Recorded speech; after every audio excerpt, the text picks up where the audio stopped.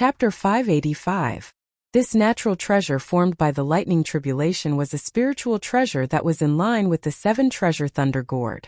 The 7-treasure thunder gourd was also successfully promoted to a spiritual treasure by this treasure. The ball of lightning that had been separated from the 36 lightning bolts had also completely shrunk. At this time, a scarlet-red light suddenly emerged from the center of the ball of lightning. Seeing this, Lu Ping quickly withdrew with the 7-treasure thunder gourd. At this time, the thunder ball had already been severely weakened. Under such circumstances, Lu Ping's control over the 7 treasures thunder gourd was no longer effective. The true essence rope in Lu Ping's hand easily pulled the 7 treasures thunder gourd far away from the thunder ball. The scarlet-red light in the ball of lightning grew stronger and stronger as time passed. In the end, the scarlet-red light almost dyed half of the ball of lightning. With a loud bang, the condensed ball of lightning exploded. The scarlet light expanded from the exploded ball of lightning, and then quickly shrank back. The exploding thunder ball turned into countless lightning bolts that wreaked havoc in all directions, turning the surrounding area of several hundred feet into a field of lightning. At this time, Lu Ping had already taken the 7-treasure thunder gourd and hid a few hundred feet away. Because the raging lightning had been dispersed, the ground around it was ravaged into a mess, and finally dissipated. The long 7th lightning tribulation was finally overcome by celestial phenomenon Laozu. The amount of pure yang qi that was born from the tribulation lightning, that had almost burnt out Lu Ping's Zhanyuan, had doubled in the moment the 7th lightning tribulation disappeared. After the scarlet light shrank, the celestial phenomenon patriarch, who had an old face and white hair, was revealed from within. Celestial phenomenon Laozu turned to look at Lu Ping in the distance. His eyes were fixed on the 7-treasure thunder gourd floating above Lu Ping's head. From time to time, the mouth of the gourd was still flashing with sparks. 7-treasure thunder gourd? Although celestial phenomenon Laozu's face was full of doubt, his mouth had already cried out in surprise. How many more secrets did this disciple have that no one knew about? Celestial phenomenon Laozu had a complicated expression on his face as he looked at the 7 treasures lightning gourd revolving above Lu Ping's head. A hint of envy flashed in his eyes as he smiled and said, "Old man, why did the power of the 7th tribulation lightning suddenly drop so much and was so easily broken by the old man? So it turns out that you have such a divine artifact in your hands." Lu Ping embarrassedly smiled and said, "This disciple was too rash. I hope Martial Granduncle won't blame me." This disciple didn't know that the 7-treasure thunder calabash had the ability to weaken the lightning tribulation. It was only because this disciple discovered that the 7-treasure thunder calabash revealed a desire to devour the lightning tribulation that disciple dared to give it a try. Fortunately, this disciple was lucky enough to succeed. Otherwise, if Martial Granduncle's tribulation was delayed, this disciple wouldn't be able to redeem myself even if I died 100 times. Celestial phenomenon Laozu laughed and said, "Could this be the will of the heavens? Does the heavens want the old man to pass this tribulation of the mid-dharma stage and revitalize our sect?" A high-spirited aura emanated from celestial phenomenon Laozu's body. This wasn't the kind of oppressive and ferocious aura from before. Instead, it was a kind of arrogant aura, a kind of self-confidence that made people feel as though they were bathing in the spring breeze. At this moment, celestial phenomenon Laozu felt as though his cultivation level had risen by a level. Only then did he turn his head and say to Lu Ping, "The 7-treasure thunder calabash is known as the #1 divine treasure in the cultivation world. It has always been passed down in the Kuan clan of the demon race and the Yuan aristocrat clan of the human race. But in these tens of thousands of years, other than the 7-treasure thunder calabash in Laozu's hands, there has never been another divine treasure that could truly refine it to a higher level, reproducing the glory of the #1 divine treasure in the cultivation world." Celestial phenomenon Laozu paused for a moment and looked up at the sky. At this moment, the dark clouds in the sky began to revolve around the head of celestial phenomenon Laozu, gradually forming a huge funnel. At the front of the funnel, a huge and sharp awl-like tip slowly pierced down towards celestial phenomenon Laozu's head. Celestial phenomenon Laozu didn't seem to care at all. He continued to say to Lu Ping, "The old man doesn't wish to ask too much about the origins of this 7-treasure thunder calabash. It's just that if this item is seen by the Kuan clan or the Yuan aristocrat clan, it will definitely cause a huge dispute. Hence, regarding the use of this item, it's best that you be cautious. Lu Ping forced a smile. Although this lightning calabash was obtained by this disciple by chance, I don't have the method to refine it. From what senior granduncle said, in the future, if this disciple wants to upgrade this lightning calabash, I can only place my attention on these 2 clans. Celestial Phenomenon Laozu shook his head. It's better for you to make the decision on this matter. However, if you really want to upgrade the 7 Treasure Thunder Calabash, this old man suggests that you wait until your cultivation base reaches a certain level before you go after these 2 clans. These 2 clans have existed for tens of thousands of years, and are known as the direct descendants of Great Rock Laozu. Their experts are as many as the clouds. It's not easy to obtain them. What Celestial Phenomenon Laozu didn't know was that the 7 Treasure Thunder Calabash could absorb Tribulation Lightning to form a defensive treasure, allowing it to upgrade its own grade. At this moment, the 8th bolt of Tribulation Lightning was like a long sword hanging over Celestial Phenomenon Laozu's head, ready to fall at any moment. The 2nd Spirit Demon Peach in Celestial Phenomenon Laozu's hand suddenly caved in, leaving behind only a thin layer of peach skin and a peach pit. The flesh inside had already been transformed into Yuan Qi and absorbed by Celestial Phenomenon Laozu. Lu Ping kept the peach pit as usual. Although the pit of the Spirit Demon Peach Tree was no longer the Spirit Demon Peach Tree, if it could be successfully planted, then the new peach tree would definitely not be an ordinary tree. Whether it was the peach tree as a spiritual material or the peach fruit as a spiritual medicine, although it couldn't be compared to the Spirit Demon Peach Tree or the Spirit Demon Peach Tree, it was still a considerable cultivation resource. Not to mention, these things could be cultivated repeatedly. At this time, Celestial Phenomenon Laozu's fleshly body was already riddled with scars. The 2nd Spirit Demon Peach Tree only healed half of the scars on his body, and the remaining Yuan Qi was quickly refined by Celestial Phenomenon Laozu to replenish the lost Zhan Yuan. Lu Ping touched the storage ring on his hand, thinking about whether he should take out another 2 Spirit Demon Peaches, but after thinking about it, Lu Ping put his hand down. If Lu Ping took out the Spirit Demon Peaches a second time, then at least he would have a reason to hide it. But if he took out the Spirit Demon Peaches a third time, then the fact that Lu Ping had a Spirit Demon Peach Tree would no longer be able to be hidden. When Celestial Phenomenon Laozu destroyed the 7th Lightning Tribulation, the Dharma idol that Celestial Phenomenon Laozu possessed had already been destroyed to the point that only a huge ape head was left on its head, a red ape buttocks, and a long ape tail was left on the buttocks. The rest of the body had already been struck into nothingness by the lightning. At this moment, the remaining 3 parts of Celestial Phenomenon Laozu's Dharma idol were dyed with a layer of gold. At the same time, Lu Ping's divine sense could sense that the pure yang qi that had previously surrounded Celestial Phenomenon Laozu's body was slowly being injected into the remaining 3 parts of the Dharma idol. Although the pure yang qi was entering slowly, it was extremely stable. For some reason, Lu Ping's eyes seemed to blur. He discovered that the 3 parts of the Dharma idol had suddenly become more lively, as if they had been injected with life. After recovering slightly, Celestial Phenomenon Laozu kept the incomplete Dharma idol back into his core space. When he summoned it again, the Dharma idol had already transformed into a complete giant ape again.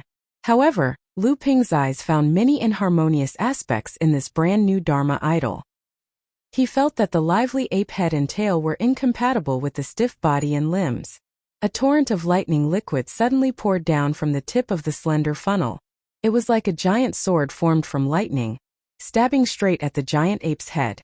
The giant ape abruptly let out a loud roar as it spat out a stream of golden water from its mouth, which collided with the lightning-formed long sword. The golden stream of water was immediately scattered, flying in all directions. However, the giant ape opened its mouth and swallowed all of it. With just this attack, the golden color on the surface of the giant ape's body faded by another layer, and the scarlet fur on its body became even more luxuriant. The lightning sword was also smashed by the golden stream of water, dissipating into sparks of lightning in all directions, and finally disappearing. However, this was only the beginning. Following that, the funnel-like tip of the dark cloud continued to stab out one giant lightning sword after another, slashing and stabbing at the Dharma idol that Celestial Phenomenon Laozu had transformed into. The power of the lightning sword slashed out from the dark cloud was getting stronger and stronger, and the frequency was getting higher and higher. However, celestial phenomenon Laozu's Dharma idol had no chance of dodging under the dark cloud funnel. It could only use its magic spells again and again to smash the lightning sword.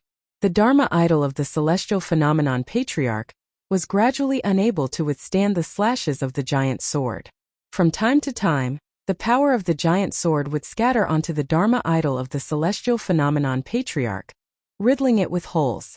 At this moment, a bolt of lightning suddenly struck the long and slender wall of the dark cloud funnel from tens of feet away, cutting a gap in the dark cloud funnel in one fell swoop. This gap was only a very small flaw compared to the dark cloud funnel, but a palm-sized gourd suddenly aimed the mouth of the gourd at this gap.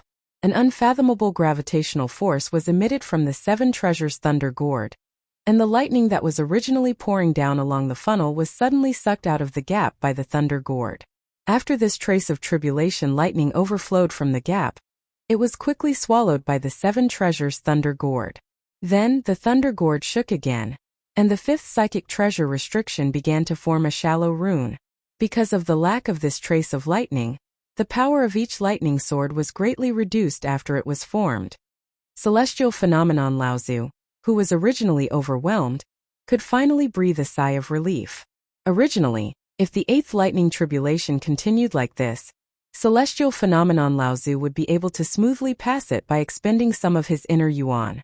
However, just as the last few lightning swords fell, the Seven Treasures Thunder Gourd reached its saturation point after absorbing 72 traces of lightning. The fifth psychic treasure restriction was completely completed, and the Thunder Gourd immediately stopped absorbing the lightning. The lightning swords immediately regained their previous power. Celestial phenomenon Laozu, who was caught off guard, had to open his mouth and spit out a mouthful of blood. Only then did he manage to block the last few lightning swords. The eighth lightning tribulation had passed, and it seemed that celestial phenomenon Laozu would soon become a Dharma adept. Chapter 586. The dark clouds in the sky retracted, revealing celestial elephant Laozu's Dharma power that was riddled with holes. After experiencing the eighth lightning tribulation, the previously intact buttocks of the giant ape had been pierced by the thunder light sword, leaving behind only a huge head and a nimble tail. Pure yang qi was still slowly flowing into the head and tail of the giant ape. The giant ape's eyes, which were originally wide open, began to turn lively as it looked around. After a while it even tried to blink. The thick tail, after the injection of pure yang qi, began to curl and uncurl, also becoming mischievous. Celestial elephant Laozu's true form was revealed, and he kept the broken Dharma power. Celestial elephant Laozu was about to say something to Lu Ping, but the moment he opened his mouth he spat out a mouthful of blood. His face was gray and wrinkled, his hair was white as snow, and his face was extremely old. All of these showed that celestial elephant Laozu was truly at the end of his tether. Lu Ping could even sense a gray aura from celestial elephant Laozu's body. This was a sign that his vitality had begun to decline. Perhaps the only thing that did not change was celestial elephant Laozu's pair of eyes that were like two deep pools. If celestial elephant Laozu did not survive this mid-Dharma power tribulation, the only thing that awaited him was the fate of death. Seeing celestial elephant Laozu in this state, Lu Ping hurriedly wanted to go forward, but was stopped by celestial elephant Laozu's outstretched hand. Celestial elephant Laozu raised his head and looked at Lu Ping. This gaze was like a ray of light that could pierce through all illusions, and Lu Ping actually had a feeling that he was being seen through. Celestial elephant Laozu stretched out his hand and threw a storage pouch and a storage ring to Lu Ping.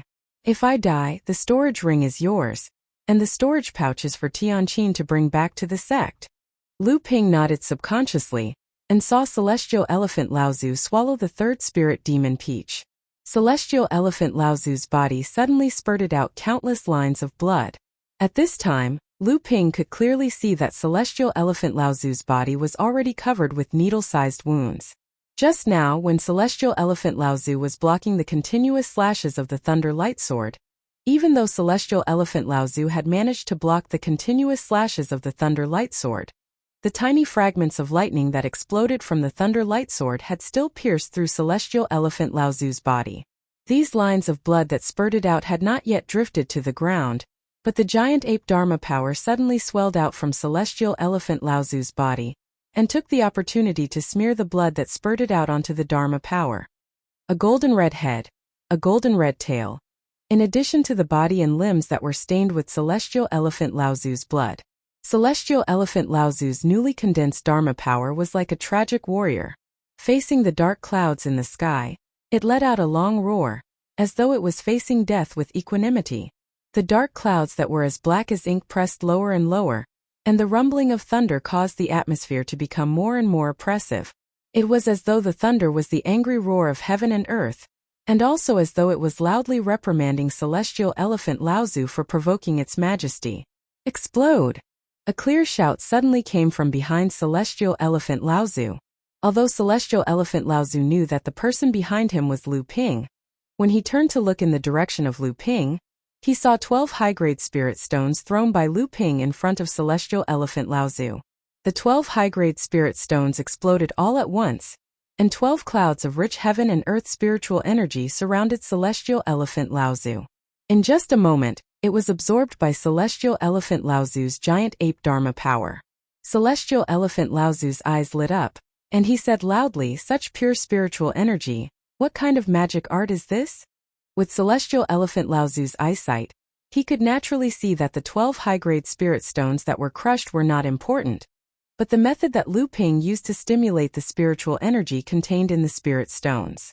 Although the value of a spirit stone was determined by the amount of spiritual power it contained, most of the spiritual power contained in a spirit stone was impure.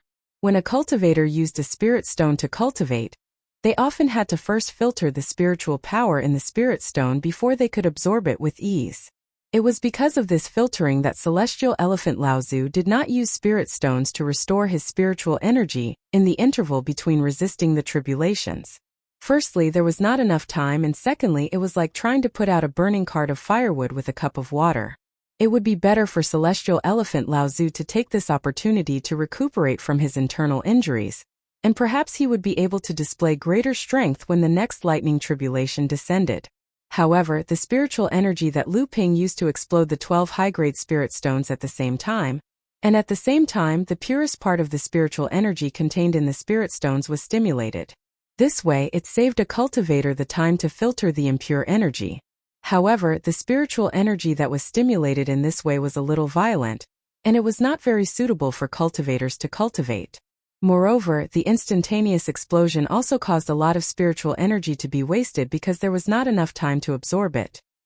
However, at this critical moment, Lu Ping did not care so much. The pure spiritual energy of the 12 high-grade spirit stones was instantly absorbed by celestial elephant Laozu. Celestial elephant Laozu was happy at first, but he quickly said, "Not enough." Lu Ping was shocked to realize that the person standing in front of him was a mid-Dharma adept. The spiritual energy of 12 high-grade spirit stones might be considered a lot for a late core forging adept, but for a Dharma adept like Laozu, it was only a drizzle. Lu Ping raised his hand and threw out another 18 high-grade spirit stones. After the spiritual energy of the 18 balls of pure spiritual energy exploded, celestial elephant Laozu's Dharma giant ape opened its mouth and sucked all the spiritual energy into its mouth. The giant ape smacked its lips, as if it had not had enough. Lu Ping immediately threw out another 18 high-grade spirit stones, but he had a helpless smile on his face. It was not too difficult to use the spiritual energy of the spiritual energy explosion, but it was a delicate task. With Lu Ping's current skills, he could at most activate 18 high-grade spirit stones at a time, and that was already his limit. Looking at the dark clouds in the sky that were getting lower and lower, celestial elephant Laozu frowned even more. He suddenly instructed Lu Ping, "There are top-grade spirit stones in the storage ring." Lu Ping naturally understood. The storage ring that celestial elephant Laozu had just thrown to him had been removed by celestial elephant Laozu. The moment Lu Ping received the storage ring, he also searched it with his divine will. The items inside were not as dazzling as Lu Ping had imagined, but each item was extremely valuable in the world of practice. Lu Ping found a small storage bag in a corner of celestial elephant Laozu's storage ring. There were 38 top-grade spirit stones and a large pile of top-grade spirit stones in it. Lu Ping did not have time to check the number of top-grade spirit stones. He quickly fished out 10 top-grade spirit stones and threw 3 of them around celestial elephant Laozu. The 3 top-grade spirit stones exploded, and a huge spiritual power spread out.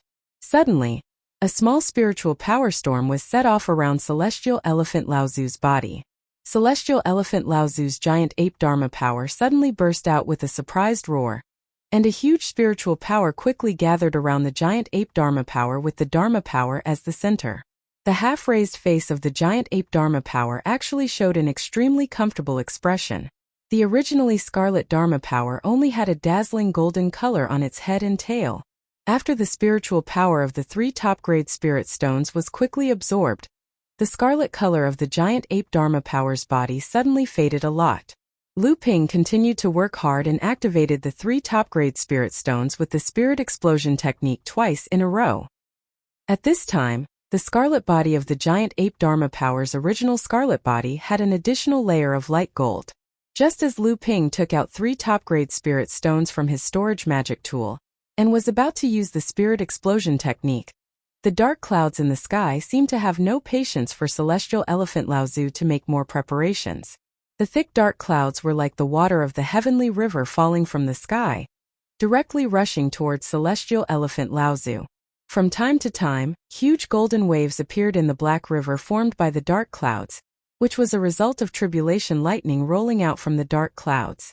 The giant ape Dharma power let out a loud roar and actually directly rushed towards the surging dark clouds of the heavenly river. At this moment, celestial elephant Laozu was like a strong athlete fighting against the tide. His hands tore at the surging dark clouds of the heavenly river, immediately revealing a gap in the turbulent heavenly river. Celestial elephant Laozu took the opportunity to stand in the middle of the torn dark clouds of the heavenly river like a reef, standing still and letting the wind and waves hit him.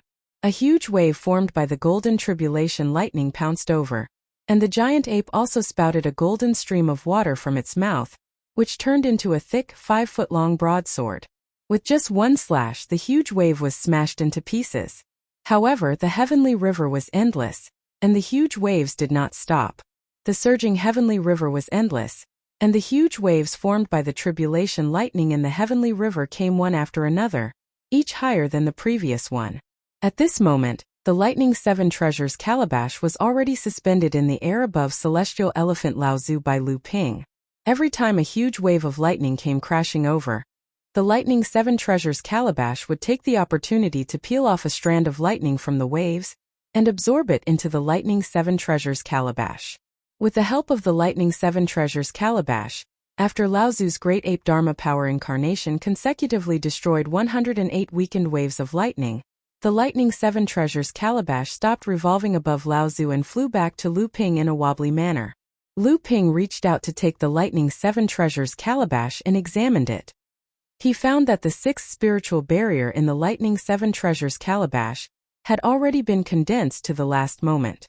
Every time this happened, the lightning 7 treasures calabash would no longer absorb the tribulation lightning. Helpless, Lu Ping could only put the lightning 7 treasures calabash into his heart space to nourish it. Fortunately, this time celestial elephant Laozu was somewhat prepared. He was not flustered by the sudden withdrawal of the lightning 7 treasures calabash, causing the power of the lightning 7 treasures calabash to increase.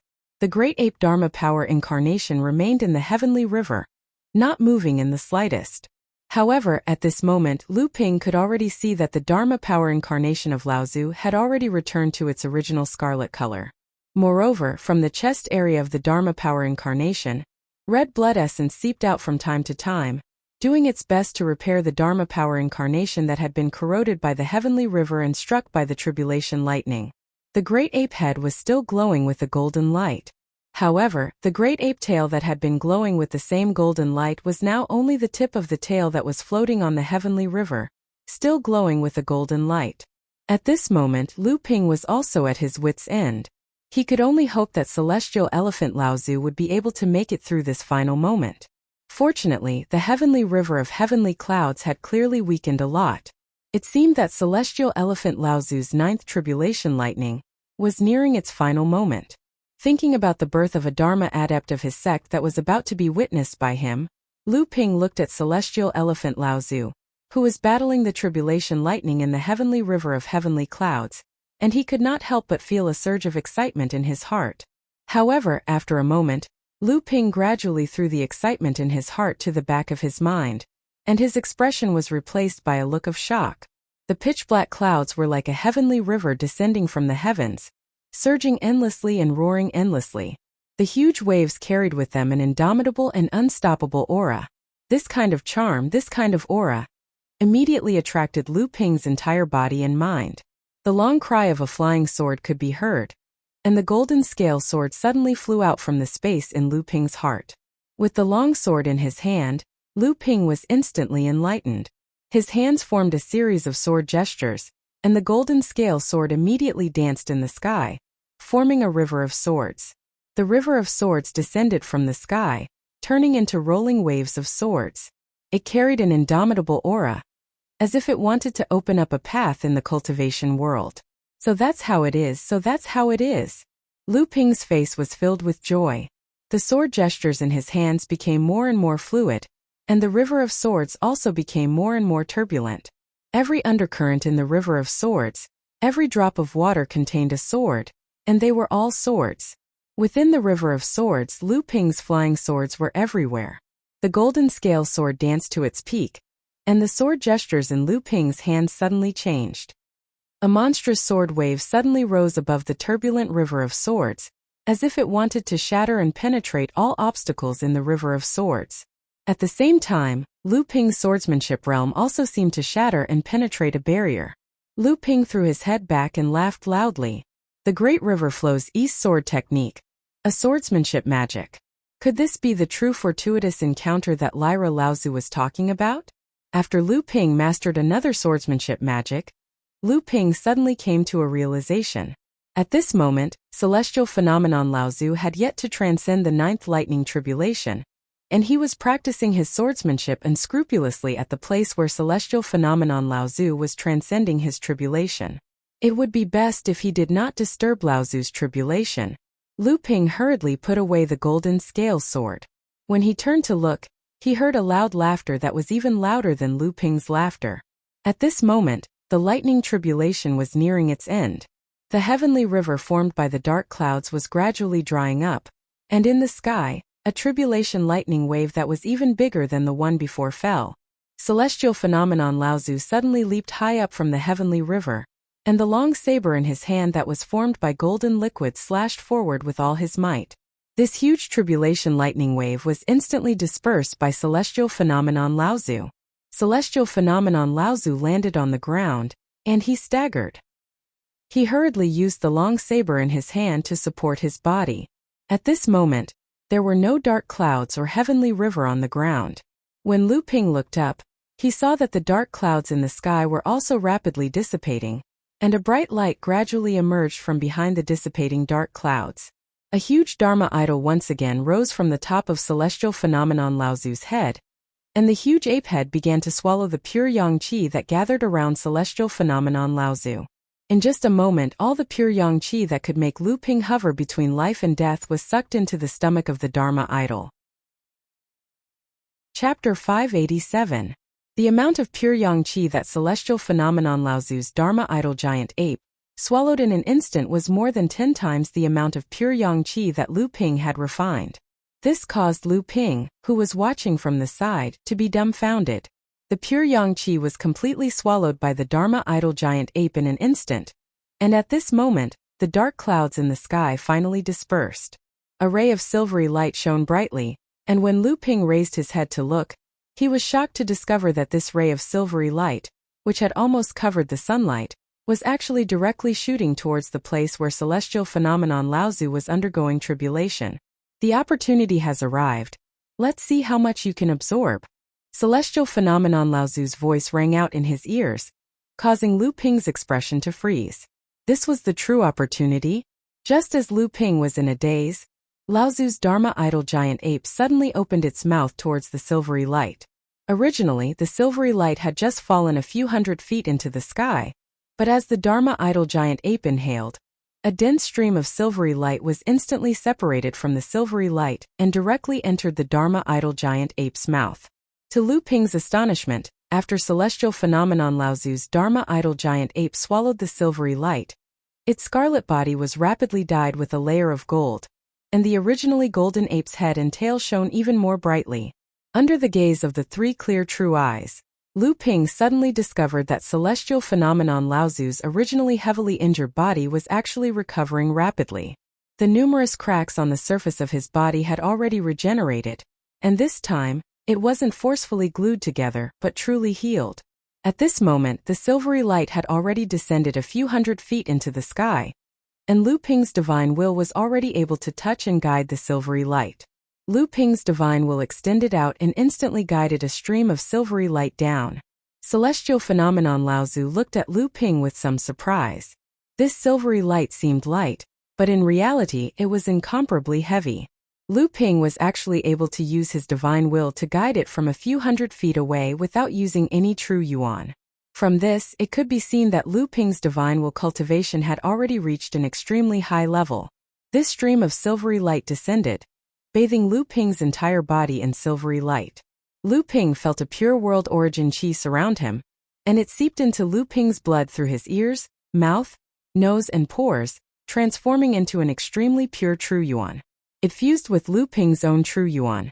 Lu Ping immediately felt his cultivation greatly improve after fusing with this true yuan.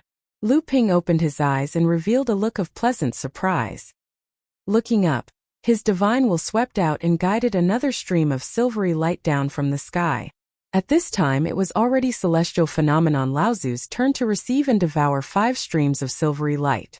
This heavenly flower dew, which was born from the tribulations, was the source of this world's qi. That was why it could be directly absorbed by a cultivator and transformed into their own true yuan. This was also the most direct form of compensation for a cultivator who had survived the tribulations. It was precisely because of the existence of the heavenly flower dew that Dharma adepts could recover from their injuries in an extremely short period of time and consolidate their cultivation level. This was also the reason why after a Dharma adept successfully passed the tribulations, his or her own injuries were rarely taken advantage of by his or her enemies. However, in order to quickly absorb the heavenly flower dew, a cultivator's true yuan had to be refined with pure yang qi. Without a doubt, pure yang qi was something that only Dharma adepts could absorb and use. Hence, core forging adepts who had not refined pure yang qi had to spend a large amount of time and effort to refine every single drop of heavenly flower dew. Even so, if a core forging adept could absorb a drop of heavenly flower dew, it would save him or her years of hard work. This was also the opportunity that Tianqin Laozu had repeatedly emphasized to Lu Ping. However, what surprised celestial phenomenon Laozu was the speed at which Lu Ping was absorbing the heavenly flower dew. How could Lu Ping, who was only a core forging adept, absorb the heavenly flower dew so quickly? Naturally, celestial phenomenon Laozu did not know that Lu Ping had taken the risk to refine a drop of pure yang qi. Because of this, he had almost lost his true yuan and his cultivation level. The amount of heavenly flower dew that fell after every tribulations was enough for a Dharma adept to consolidate his cultivation level. There was even a large amount of heavenly flower dew that dissipated into the air. This was also the reason why celestial phenomenon Laozu had called Lu Ping over to give him this opportunity. However, celestial phenomenon Laozu did not expect that Lu Ping would be able to absorb the heavenly flower dew so quickly. Looking at the slowly descending silver light in the sky, celestial phenomenon Laozu could not help but feel nervous. Could it be that because of this kid, the amount of heavenly flower dew that fell this time was not enough? As he thought of this, celestial phenomenon Laozu involuntarily increased the speed at which he absorbed the heavenly flower dew.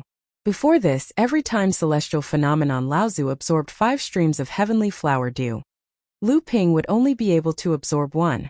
But now that celestial phenomenon Laozu increased his speed, Lu Ping would only be able to absorb 1 out of every 6 streams. Previously, when celestial phenomenon Laozu was undergoing his tribulations, he would call the juniors of his clan over to absorb the heavenly flower dew. Oftentimes, it would require celestial phenomenon Laozu to intentionally slow down the speed of absorption. Only then would there be a chance for the juniors to absorb 1 or 2 more streams. But when it came to Lu Ping, the situation was completely reversed. This caused celestial phenomenon Laozu to feel both exasperated and amused at the same time. Never in his wildest dreams would he have imagined that such a situation would occur. Celestial phenomenon Laozu looked at the heavenly flower dew that was suspended in the air. At this time there was only half of it left. Celestial phenomenon Laozu's internal injuries had already healed. Even if Lu Ping absorbed the remaining heavenly flower dew, it would be enough for him to consolidate his cultivation. Only then did he relax. At this time, Lu Ping didn't care about the fact that cultivation needed to be done step by step. After refining the pure yang qi, the 7 treasures Thunder Gourd, and the natal Genshin Grand Formation returned to Lu Ping.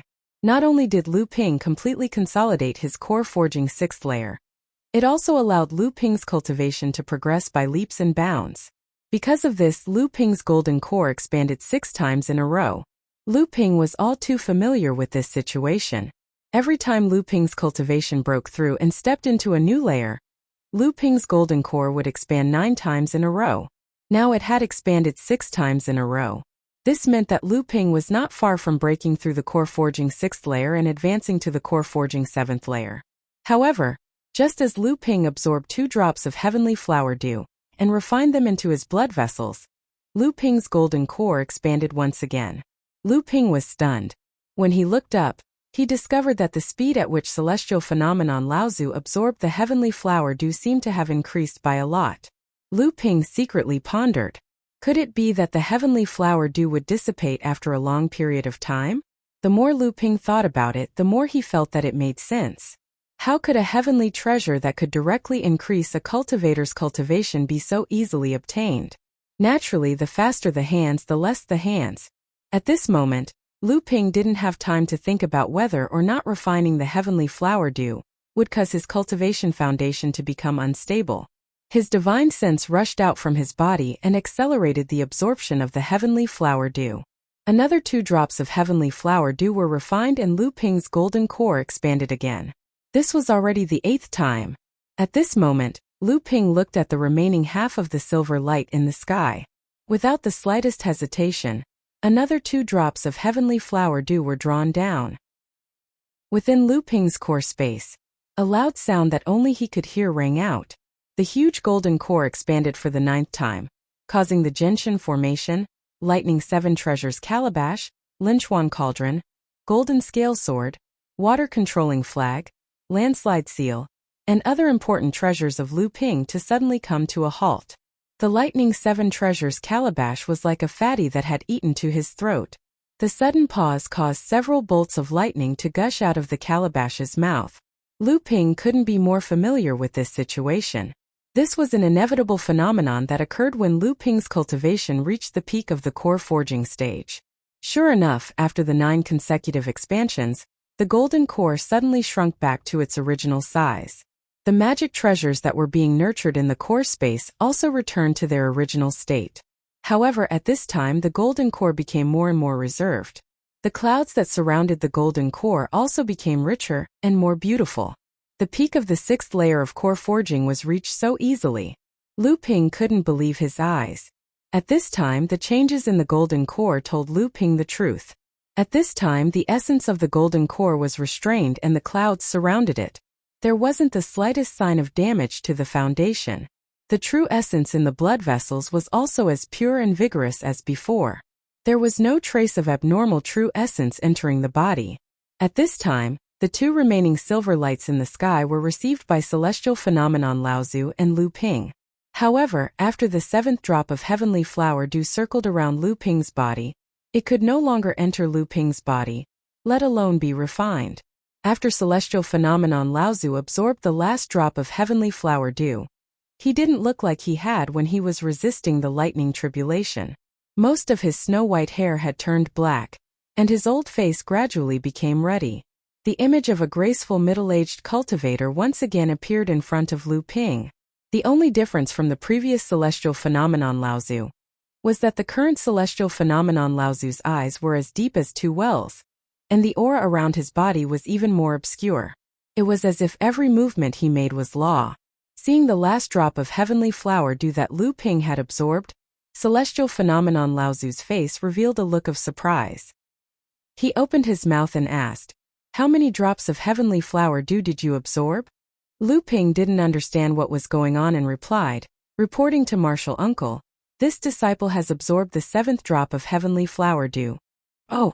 Although celestial phenomenon Lao Tzu faintly nodded his head, his heart was filled with satisfaction.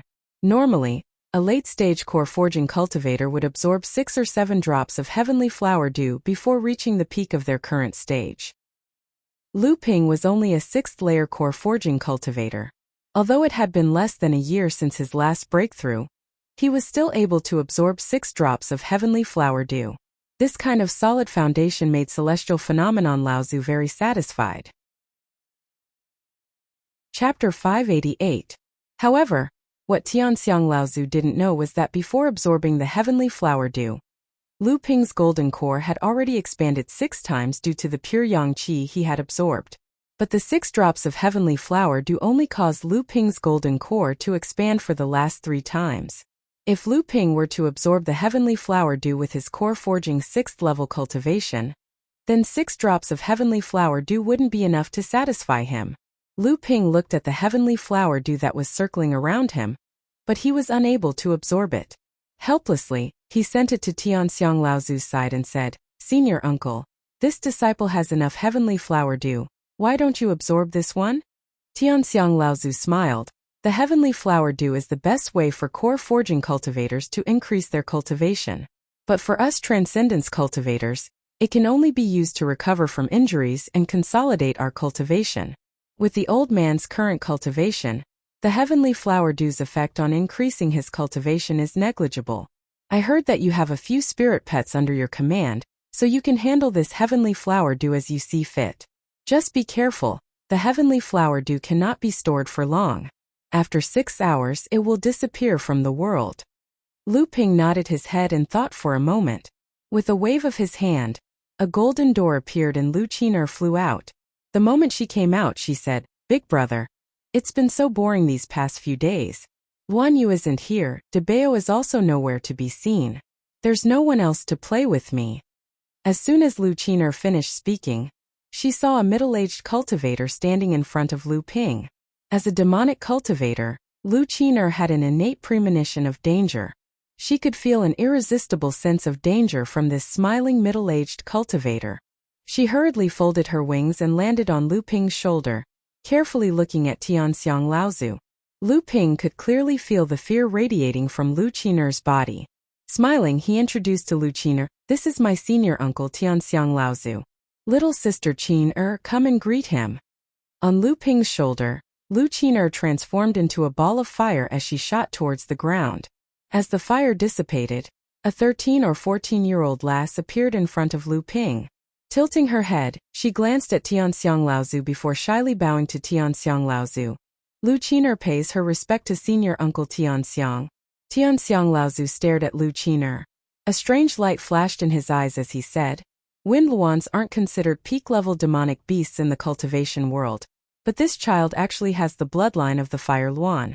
Not only that, but from the looks of it, the bloodline of the Fire Luan in her has already been stimulated. Not only that, her starting point is quite high. This is a little strange.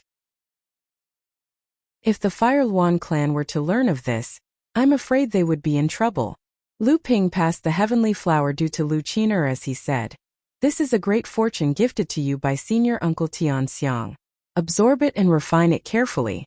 With your current cultivation, if you completely refine it, I'm afraid you'll be preparing to break through to the mid-core forging stage." Naturally, Lu Qiner was overjoyed upon hearing this.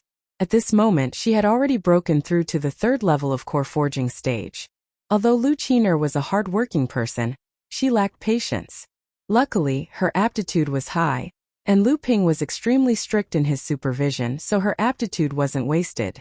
However, in her heart, she had long since grown tired of the endless years of cultivation. Now that she heard Lu Ping say that the silver light in front of her had such a miraculous effect, she received it from Lu Ping's hands and thanked Tianxiang Lao Tzu before flying back to the House of Gold to enter closed-door seclusion. Tianxiang Lao Tzu suddenly raised his head and looked in the direction that Tianxiang Lao Tzu had left. By the time Lu Ping sensed it, Tianxiang Lao Tzu had already turned into a rainbow light and landed in front of the two of them. After Tianxiang Lao Tzu landed, He could feel the surging inner yuan emanating from Tianxiang Laozu's body. Immediately, he said excitedly, "Congratulations on becoming a Dharma adept, senior uncle. From now on, I, Zhenling, will truly have a place to speak in the world of cultivation." Although the sects and clans in the world of practice were divided into 4 categories: giant, large, medium, and small, the sects that were truly influential in the world of practice had to have a late Dharma adept in their ranks. Sometimes, some medium sects without a Dharma adept in their ranks might not even be as influential as a Dharma adept who had started out as a lone Dharma adept. Of course, for a lone practitioner to be able to push his or her own level of practice to the late Dharma stage, his or her temperament, wisdom, ability, and even luck would naturally be the best of the best. It was not surprising that he or she could take on an entire sect on his or her own. However, now that Zhenling had its own Dharma adept, its power was different. Just as Xiao Yuhuan Laozu of the Xiaoyao sect had said, Zhenling was only lacking a late Dharma adept. Once a Dharma adept was born in Zhenling, then Zhenling's power would increase exponentially. It would even be comparable to the 5 first-tier sects in the overseas world of cultivation. This was also the biggest reason why the Xiaoyao sect was trying so hard to rope in Zhenling. With a late Dharma adept as the leader, Zhenling had 9 Dharma adepts. This level of power was enough for any sect in the overseas world of cultivation, except for the Crystal Palace, to pay attention to them. After returning to Jingzha Island, Tianxiang Laozu did not spread the news that he had become a Dharma adept. Only the 2 Zenrins Xian San and Xian Su hurried over to congratulate him. However, if the news of Tianxiang Laozu becoming a Dharma adept were to spread, who knew how much of a surprise it would bring to Zhenling? After accepting the congratulations of both Xian San and Xian Su, Tianxiang Laozu turned to instruct Tianqin, who was beside him. Now that this matter has been settled, you can bring the disciples back to Tianling Mountain. Regarding my advancement to become a Dharma adept, only the few Laozu, Xianshan, Xianchang, Xianfeng, Xianshu, Xianhua, and a few others will do. The rest must be kept strictly confidential. Tianqin Laozu nodded in agreement. Tianxiang Laozu then turned to Lu Ping and said with a smile, "Initially, I had prepared a big gift for you, but who would have thought that the old man would be lucky enough to survive? You wouldn't be disappointed, would you?" Lu Ping repeatedly said that he wouldn't dare. Since Tianxiang Laozu had successfully passed the tribulation, how would Lu Ping still dare to keep the things that Tianxiang had given to him? He had already exchanged them with Tianxiang Laozu on the spot. Although Lu Ping could not forget the treasures in Tianxiang Laozu's storage artifact, he did not dare to show it on his face. Hearing Tianxiang Laozu's words, Lu Ping hurriedly waved his hands and said, "Senior Uncle Master, this disciple cannot accept such words. If this matter were to spread to teachers' ears, this disciple would definitely have to eat a meal." When Tianqin Laozu heard Lu Ping mentioning the heavenly spirit Laozu, he immediately snorted coldly. Xian Su and Xian San smiled bitterly at each other. Only Lu Ping and Tianxiang Laozu acted as though they didn't hear what Lu Ping said. However, for some unknown reason, Tianxiang Laozu laughed and scolded, "Little brat, you are too audacious. You even dared to interfere with the old man's lightning tribulation." The countenances of Tianqin Laozu, Xian San and Xian Su drastically changed when they heard that. The gazes they cast at Lu Ping also contained a hint of reproach.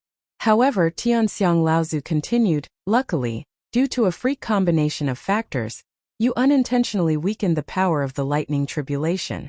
The old man more or less received your help, and this time around you can be considered to have made up for your mistakes. However, in the future, you must not casually interfere with the lightning tribulations of others. If it wasn't for the fact that you are a disciple of our sect, the old man would have already killed you back then. When cultivators transcend their lightning tribulations, they would rather kill the wrong person than let the wrong person off." Tianxiang Laozu's face was filled with killing intent as he spoke. Although this killing intent wasn't targeted at Lu Ping was still extremely unhappy in his heart. Initially he wanted to protest, but when he saw Tianxiang Laozu staring at him, he changed his mind. From the beginning to the end, Tianxiang Laozu hadn't mentioned the 7 Thunder Treasures gourd at all. There must be some secrets hidden in this matter. Hence, Lu Ping chose to remain silent. As the sound of Tianxiang Laozu's voice faded, the entire cavern fell into silence. Taoist Xian Sun stared in astonishment at Tianqin Laozu, who had been silent all this while. He had no idea why Tianqin Laozu didn't make things difficult for Lu Ping this time around. This was an extremely rare opportunity to deal a blow to Lu Tianling. Interfering with the lightning tribulations of others was a great taboo in the cultivation world. Taoist Xian San naturally wasn't willing for Lu Ping to be punished. This was especially so after he heard that although Lu Ping was reckless, he had unintentionally helped Tianxiang Laozu transcend his lightning tribulation. Hence, he hesitated for a moment before he spoke. Senior uncle, although this junior nephew Xianping was reckless, he didn't commit any grave mistakes. His intention was to help senior uncle to transcend your lightning tribulation. Now that senior uncle is safe and sound, our sect has gained another grand cultivator. This is a time for celebration. I hope that senior uncle can be lenient in his punishment. Taoist Xian Su was the personal disciple of Tianxiang Laozu. When he heard his teacher's words, the good impression he had of Lu Ping instantly disappeared by half. When he heard Taoist Xian San speaking up for Lu Ping, he sat at the side and didn't say a word. Clearly, he was unhappy with Lu Ping. Tianxiang Laozu waved his hands and smiled. The old man has his own plans for this matter. There's no need for you all to interfere. The matters in the Eastern Sea have already concluded. The old man will continue to guard the Jingzha Island for a period of time. You all can return to the sect first. The few third-generation disciples have already obtained the heaven and earth treasures. I'm afraid they are already itching to refine them. After Tianqin Laozu and the rest retreated from Tianxiang Laozu's cave, Lu Ping was left alone by Tianxiang Laozu in the cave for half a day. Half a day later, Tianqin Laozu and Taoist Xian Sun led Xian Tian, Xian Hui, Xian Ru, Xian Yu, Xian Bei and the rest to the teleportation array. Taoist Xian Su and the rest still accompanied Tianxiang Laozu to guard the Jingzha Island, but at this moment they also rushed over to send them off. Lu Ping rushed over and apologized to Tianqin Laozu, and Taoist Xian Senator Tianqin Laozu declined to comment, while Taoist Xian Sun had a pensive look on his face. Taoist Xian Su merely glanced at Lu Ping indifferently. The other senior martial brothers and sisters also had strange expressions on their faces when they looked at Lu Ping. Lu Ping remained calm and composed, completely unmoved by the expressions of the others. After bidding farewell to Ji Xuanhuan and Wei Xianpeng, the teleportation array activated. After an unknown period of time, a beam of light flashed and Lu Ping and the rest had already returned to the northern sea that they had not seen for nearly a year. Just as Lu Ping stabilized his footing in the teleportation array, a vast aura rose around him. Tianqin Laozu slowly rose from the teleportation array, and the aura of a manifestation stage rose in one go, seemingly announcing her return to the entire Jinling realm. Chapter 589. Lyra Laozu's sudden outburst caught Taoist Master Xian Sun and the others off guard. They were pushed away by Lyra Laozu's tyrannical aura. Lu Ping seemed to have predicted this. He was already standing at the side when he came out of the teleportation array, and wasn't affected by Lyra Laozu's aura. Heaven's Spirit Mountain was thrown into chaos. Many cultivators thought that there were foreign cultivators who had come to provoke Heaven's Spirit Mountain. Many core forging cultivators flew out from their caves, and aggressively flew in the direction of ancestor Tianqin. For a time, the core forging cultivators seemed to cover half of the sky above Heaven's Spirit Mountain. However, after the core forging stage cultivators from Tianling Mountain flew closer, many of the older second-generation disciples saw the murderous woman standing in the center of the teleportation array, and without a word, they turned around and flew back to their cave abodes. What a joke! The demoness had returned. Clearly, she wasn't here for them. What they feared the most was mortals suffering when immortals fought. It was best to hide as far away as possible. Some of the younger disciples, the second-generation disciples, and some of the third-generation disciples who didn't cultivate on Heaven Spirit Mountain in the past all stared at the seniors, uncles, and uncles who had turned around and returned in bewilderment. Fortunately, Xian San, Xian Tian, and Xian Hui were familiar faces. Especially the most famous water sword immortal, among the third-generation disciples. There was no reason for these people to collude with outsiders to invade Jinling. Thus, some of them faintly sensed that something was wrong. They hurriedly nodded at Taoist Master Xian Sun and the others in the distance and returned to their caves. Of course, there were also some hotheads who took advantage of the fact that they were in Tianling Mountain's Jinling base. They stepped forward and shouted at Lyra Laozu, "Who are you? How dare you be so presumptuous in Jinling?" Lu Ping's expression was cold. Xian San, Xian Tian, and the others began to mourn for these people. Sure enough, when Tianqin Laozu saw a few third-generation disciples roaring in front of him, his face immediately lit up, as if he had found something fun. Tianqin Laozu pointed a finger at the third-generation disciples, and a few threads of fire shot out from her finger, entangling the disciples. "How dare you attack in Jinling?" Naturally, the disciples were not fools. Although they were shouting, their divine senses had already discovered that the person in front of them was unfathomable. The reason why they did not retreat was because they had the banner of Jinling behind them. Moreover, they really wanted to show off in front of their fellow disciples. Seeing that the female cultivator in front of him actually dared to attack without any scruples, although he was afraid, he still tried his best to use his hands to block. However, how could the few threads of fire in Tianqin Laozu's hands be blocked by a few core-forging third-generation disciples? The threads of fire ignored the various spells and magic treasures cast by the disciples and directly entangled them. The disciples watched in fear as the threads of fire entangled them, but they could not escape at all. They immediately knew that they had provoked someone they should not have provoked. The disciples immediately wanted to beg for mercy, but when they opened their mouths, they found that the threads of fire had even controlled their voices. They could only open their mouths to speak, but not a single sound came out. But before the disciples could open their mouths a few times, they suddenly saw an extremely frightened expression on their faces. Then their faces began to distort, and they could no longer close their mouths. Instead, they opened their mouths wider and wider, and it was clear that they were howling miserably.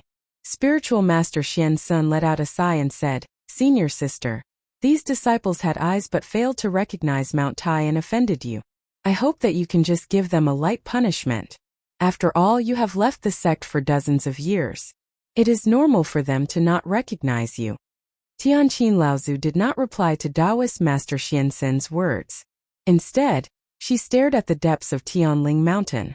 At this moment, Lu Ping also seemed to sense something and looked in the direction of Tianqin Laozu's gaze. At this moment, Taoist Master Xian Sun also sensed something. When he looked up, he saw a few rays of light rising from the depths of Tianling Mountain and rapidly flying towards Tianqin Laozu. Tianqin Laozu looked at the few flustered and exasperated rays of light and sneered. However, she stood there calmly, waiting for the rays of light to land on the ground. The rays of light flickered, and a few cultivators who looked somewhat old appeared in front of everyone. Lu Ping was startled because he did not recognize any of these people. However, all of them were at least at the 8th layer of the core forging realm. Among them, there were even 4 or 5 peak core forging realm cultivators who had condensed their gold cores. Seeing the old men appear, the few cultivators who were in the midst of wailing wretchedly rushed towards them. It was as though they had seen their saviors. However, their feet were incapable of moving at all. There was anxiousness in their eyes, but the intense pain coming from the 7-colored fire lines wrapping around their bodies caused their faces to contort. The elders looked at the disciples who were lying on the ground in pain. Lu Ping's eyes flashed green, and when everyone followed Tianqin Laozu's gaze, they saw Spiritual Master Xianchang suddenly come out from behind a huge tree. Seeing that everyone was looking at him, he quickly laughed awkwardly and said, "Haha, I didn't think that junior sister Tianqin has already entered the Dharma stage. Today you have returned, and our sect's strength has increased by another level. What a joyous occasion!" As the enforcement disciple of Jinling, how could Spiritual Master Xianchang not come to check on such a big thing that had happened in front of the Heaven Spirit Hall? But when he saw the person coming from afar, Spiritual Master Xianchang's heart jumped, and he quickly hid behind a big tree. He did not think that his movements had already been seen by Tianqin Laozu. Tianqin Laozu smiled at Spiritual Master Xianchang and said, "Senior brother, you flatter me. I'm sorry to say this, but this time I overstepped my senior brother's authority and punished a few of the younger disciples because Uncle Master Tianxiang sent an order. Since our sect's deacon has been changed to a Dharma adept, then our sect's enforcement disciple will naturally have to be promoted to a Dharma adept. Only then can the sect's rules be strict. I was eager to give it a try, so I recommended myself to Uncle Master Tianxiang to be the enforcement elder. Luckily, I received Uncle Master Tianxiang's approval. In this way, I have taken away your position, so I'm a little embarrassed. Spiritual Master Xianchang's face turned green and white, and he was very embarrassed. But in the end, he smiled bitterly and said, with junior sister as the enforcement disciple, yes, enforcement elder, it is indeed very suitable. Since this is the case, this matter has nothing to do with me. Senior brother, I will leave first, and I will welcome junior sister when you return. Seeing Spiritual Master Xianchang disappear into the distance, the faces of Spiritual Master Xianyun and the others were as ugly as they could be. Tianqin Laozu giggled and said, if that is the case, do the few uncle masters and senior brothers have anything else to say? Spiritual Master Xianyun and the others angrily swung their hands and left. Tianqin Laozu suddenly let out a cold snort towards the surroundings, and the dozens of divine senses on Tianling Mountain that were constantly paying attention to this place suddenly shrank back into their respective caves as if they were scalded. After Tianqin Laozu showed her power, the flames around her body did not weaken in the slightest. Instead, it rose even higher, as if she was challenging someone. For a moment, the divine senses on Tianling Mountain that were originally quiet suddenly emerged one after another. The matter was already so obvious, how could they miss such a good show? The grudge between Lu Tianling and Mei Tianqin, a battle that had been delayed for 70 to 80 years. Chapter 590. Let's see how long you're going to hide for? Tianqin muttered to herself as she stared at the peak of Tianling Mountain. Since when did I hide? It's just that junior sister didn't notice my arrival. Tianqin Laozu suddenly raised her head and looked at the clouds in the sky. Unknowingly, the clouds in the sky had been dyed with a faint layer of blue, as if the thin white clouds had been soaked by the blue sky. The celestial zither ancestor's expression changed. With a cold snort, he rose into the air. All of the divine senses in Tianling Mountain extended towards the sky along Tianqin Laozu's figure. However, after a while, many rays of light once again appeared from various caves on Tianling Mountain and shot towards the sky. It was obvious that Tianqin Laozu and Tianling Laozu were currently at a height that was beyond the range of most cultivators' divine senses. Even Daoist Xian San and the others beside Lu Ping could not resist the temptation of watching the battle between the two. They all released their bodies and rose into the sky. Only Lu Ping remained motionless as he watched everyone disappear into the clouds. Li Xuanru, Zhao Xuanji, and Wang Xianjing naturally wanted to watch as well. It was their teacher fighting. However, when the three looked down, they found that Lu Ping was still standing in the same place. Wang Xuanjing's personality was the most lively. She asked, "Ninth junior brother, aren't you going to watch the battle between teacher and Tianqin?" Lu Ping shook his head with a smile and said, "Senior martial sisters, please go ahead first. I'm sure the battle between teacher and martial uncle Tianqin won't end well, so I won't be going. Besides, I still have something that senior martial granduncle Tianxiang ordered me to do. I need to complete it first." When the three heard that Lu Ping had Tianxiang Laozu's order, they thought about how Lu Ping had stayed in Tianxiang Laozu's cave for half a day. They did not suspect anything and flew towards the sky. Rumble! There seemed to be a thunderclap in the clear sky. When Lu Ping looked up, he saw many core forging realm cultivators scurrying around like headless flies in the sky the moment the thunder rumbled. Lu Ping secretly sneered. The battle between two Dharma adepts was not something an ordinary person could watch. Without the strength of a late core forging adept and keeping a certain distance, just the aftermath of the battle between two Dharma adepts could seriously injure a mid-core forging adept. After the first thunderclap, a series of explosions rang out. At this time, Lu Ping had already flown to the peak of Tianling Mountain. When he looked up again, the sky had clearly been divided into two parts. One part had turned blue like the sea floating in the sky. The other part had turned into a rainbow-colored field of fire, almost burning the sky into glass. The peak of Tianling Mountain was covered by an invisible barrier. This was the most important place in Jinling's base camp. Jinling's large spirit veins were nurtured here. Jinling's sect-protecting formation also used the peak of Tianling Mountain as the eye of the formation.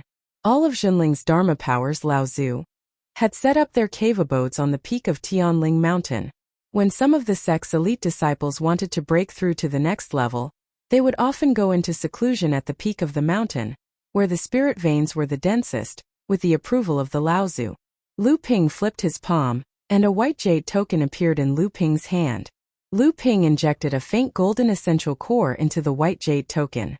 The white jade token was stimulated by Lu Ping's essential core. It suddenly flew up from his hand and suddenly expanded, forming a white jade door on the invisible barrier that only allowed one person to enter and exit. Lu Ping quickly passed through the door, and the white jade door disappeared. As soon as Lu Ping passed through the door, his body was surrounded by a dense spirit energy. Lu Ping took a deep breath of the spirit energy and found that although the spirit energy at the peak of Tianling Mountain was not as dense as the secret land where Long Huai was in the Fallen Islands, it was similar to the spirit energy in the seven-star grotto heaven. However, how big was the peak of Tianling Mountain compared to the seven-star grotto heaven? It was not comparable at all. Even so, this large spirit vein was enough for Jinling's current needs. However, as Jinling's strength grew, the number of Transcendence Realm cultivators increased, and the number of Core Forging Realm cultivators kept increasing. This spirit vein, which was equivalent to gathering 3 large spirit veins at most in Lu Ping's opinion, was starting to feel a little inadequate. Tian Xiang Laozu hid on Jingzhe Island, Tian Kong Laozu replaced Tian Shui Laozu and went to Huanyu Island, Tian Jiang Laozu replaced Tian Ling Laozu to guard the medium-sized spirit mine on Frost Island, and Tian Lin Laozu guarded Huangli Island. Although they had their own duties, they were also leaving Tianling Mountain to reduce the consumption of Tianling Mountain's spirit vein and provide more spirit energy to other cultivators for their cultivation. When Lu Ping entered the peak, he realized that the peak of Tianling Mountain was covered with trees. The ground was covered with countless spirit herbs and spirit materials. There were only a few winding paths that connected to a few ordinary-looking doors. These 8 doors were the cave residences of Jinling's 8 Transcendence Realm cultivators other than Tianqin Laozu. These cave residences had their own mysteries, just like Lu Tianling Laozu's door. It was just that one door was connected to the peak of the mountain using a spatial spell to absorb the pure spirit energy from the peak of the mountain for cultivation. If something big happened in Jinling, the few Laozu could also directly meet up at Tianling Mountain through the door. Their real cave residences were still in the same place as before. For example, Lu Tianling's cave was still in the Chonghua Palace on Lake Heart Island, Tianlu Laozu's cave was always in the back mountain of the Pill Pavilion, and so on. At the center of the peak of Tianling Mountain was a hall that was even more magnificent than the Tianling Palace. This was the most important place of Jinling, the True Spirit Hall. This hall was the largest magic treasure of Jinling, and it was also the most important place of inheritance. The magic treasure was directly connected to the spirit vein of Tianling Mountain. At the same time, it was also the main hub of Jinling's sect protection formation. It was also the place where the few Jinling Laozu discussed important matters of the sect. Lu Ping turned around the True Spirit Hall, and there were a few small cave residences behind it. These cave residences were provided by Jinling for the elite disciples of Jinling, who were eager to break through. Lu Ping's purpose of coming to the peak of Tianling Mountain was to cultivate in one of the cave residences. He wanted to break through to the late stage of core forging with the help of the large spirit vein of Tianling Mountain. However, after Lu Ping turned around the True Spirit Palace, he was surprised to see a cultivator standing outside a cave dwelling not far away, looking up at the changing clouds in the sky. The cultivator also noticed Lu Ping when he turned around, and when he saw Lu Ping, a look of surprise appeared on his face. Lu Ping quickly bowed and said happily, "Greetings, Uncle Master Xianshan. Congratulations on becoming a Dharma adept and becoming the 10th Laozu of our sect." This cultivator was perfected Guo Xianshan. Years ago, with the help of the spirit forging pill that Lu Ping had obtained from Tianling Mountain, he had successfully condensed a 7th-grade golden core. After 10 years of dedicated cultivation, he had finally broken through to the Dharma stage and became the 10th Jinling disciple, and the 4th Dharma adept of the 2nd generation. Perfected Guo Xianshan, now known as Guo Tianshan Laozu, saw Lu Ping appear at the peak of Tianling Mountain. Although he was a little puzzled, he still smiled and said, "Originally, only Laozu knew that I had broken through to the Dharma stage. I didn't expect you to find out today. I heard that you went to the East Sea with Junior Xiansen, and now that Junior Sister Tianqin has returned, You must have returned with her, right? But how did you enter the peak of Tianling Mountain?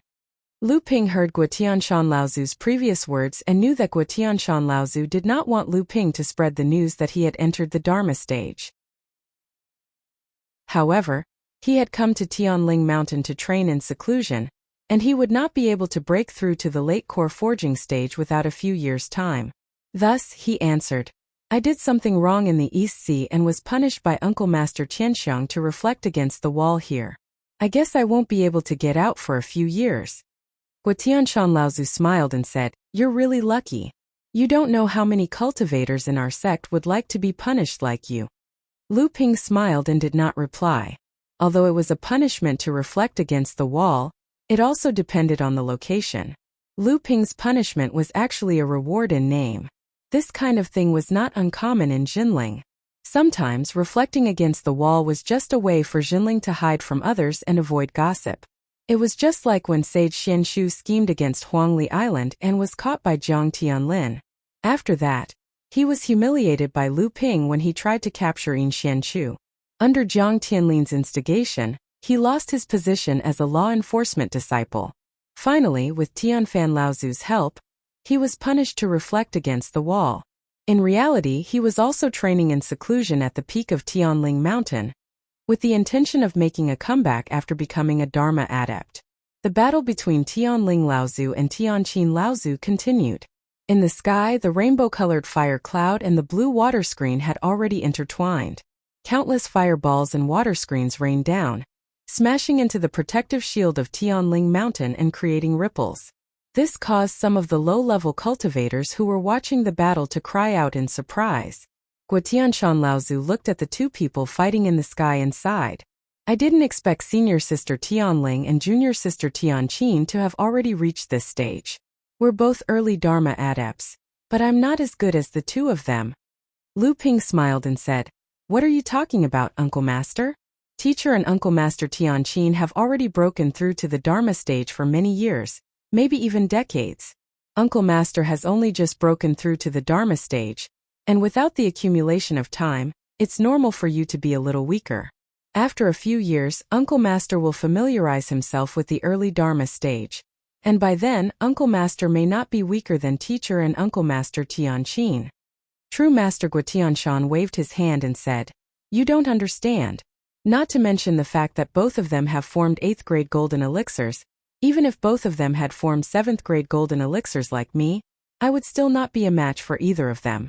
Both of them are geniuses among the second-generation disciples, second only to senior brother Tianlin. Not only did they have their own opportunities, but they are also extremely hardworking. People like Uncle Master can't compare to people like them. Chapter 591. Lu Ping didn't know what to say. He thought for a moment and changed the topic. Uncle, I came back this time to expand the area of Huangli Island. Uncle's strength has increased greatly after breaking through to the transcendence stage. I still need to rely on Uncle's help. Oh, Guotianshan Laozu's eyes lit up. That's good. I just entered the transcendence stage and need a chance to practice. I want to see how strong I have become. I originally wanted to find Feng Shidao and have a fight, but now that I have been frozen by the Laozu, I can't show off. If I can use the art of moving and filling the sea again, I can quickly adapt to my new cultivation. After bidding farewell to Guotianshan Laozu, Lu Ping chose a cave that was open to the public. After entering, he sealed the cave completely. Looking at the decorations in the cave, he found that there were only some stone tables and chairs. Lu Ping waved his hand and released Lu Qiner.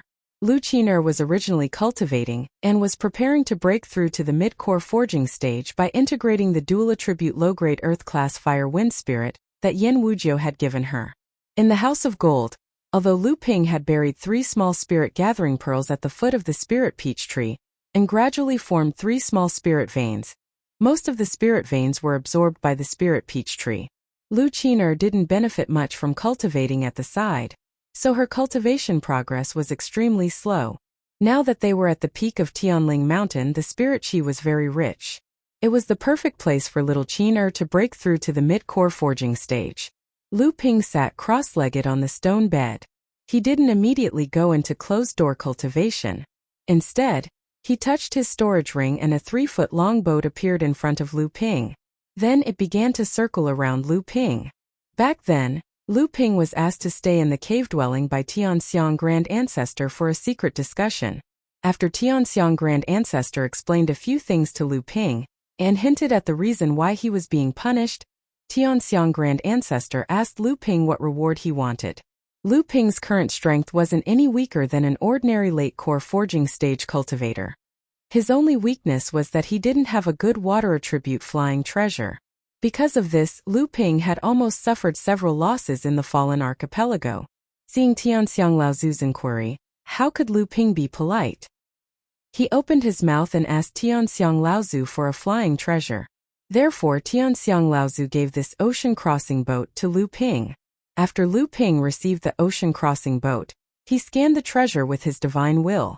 Only then did his heart skip a beat. He looked at Tianxiang Laozu in surprise and said, "Uncle Master, why are there 7 treasures in this boat? Is this a soul-nurturing treasure?" Tianxiang Laozu smiled and said, "This ocean-crossing boat was a treasure that the old man was proud of in his early years. Unfortunately, its material was limited. After condensing 7 treasures to become a soul-nurturing treasure, it couldn't improve any further. Now that the old man has entered the late Dharma stage, this boat is no longer of any use to the old man, so I might as well give it to you." Lu Ping hurriedly wanted to refuse, but Tianxiang Laozu had already waved him off. Lu Ping had no choice but to accept the soul-nurturing treasure with excitement. This was the first soul-nurturing treasure that Lu Ping had obtained. A soul-nurturing treasure required at least 7 treasures, and was a treasure of a higher level than a soul-nurturing treasure. A soul-nurturing treasure was also rarer than a soul-nurturing treasure.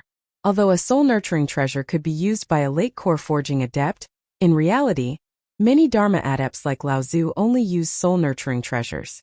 Most late-core forging adepts still use soul-nurturing treasures with 5 or 6 treasures. Lu Ping had obtained a few storage treasures from late-core forging adepts, but he had never found a soul-nurturing treasure among them.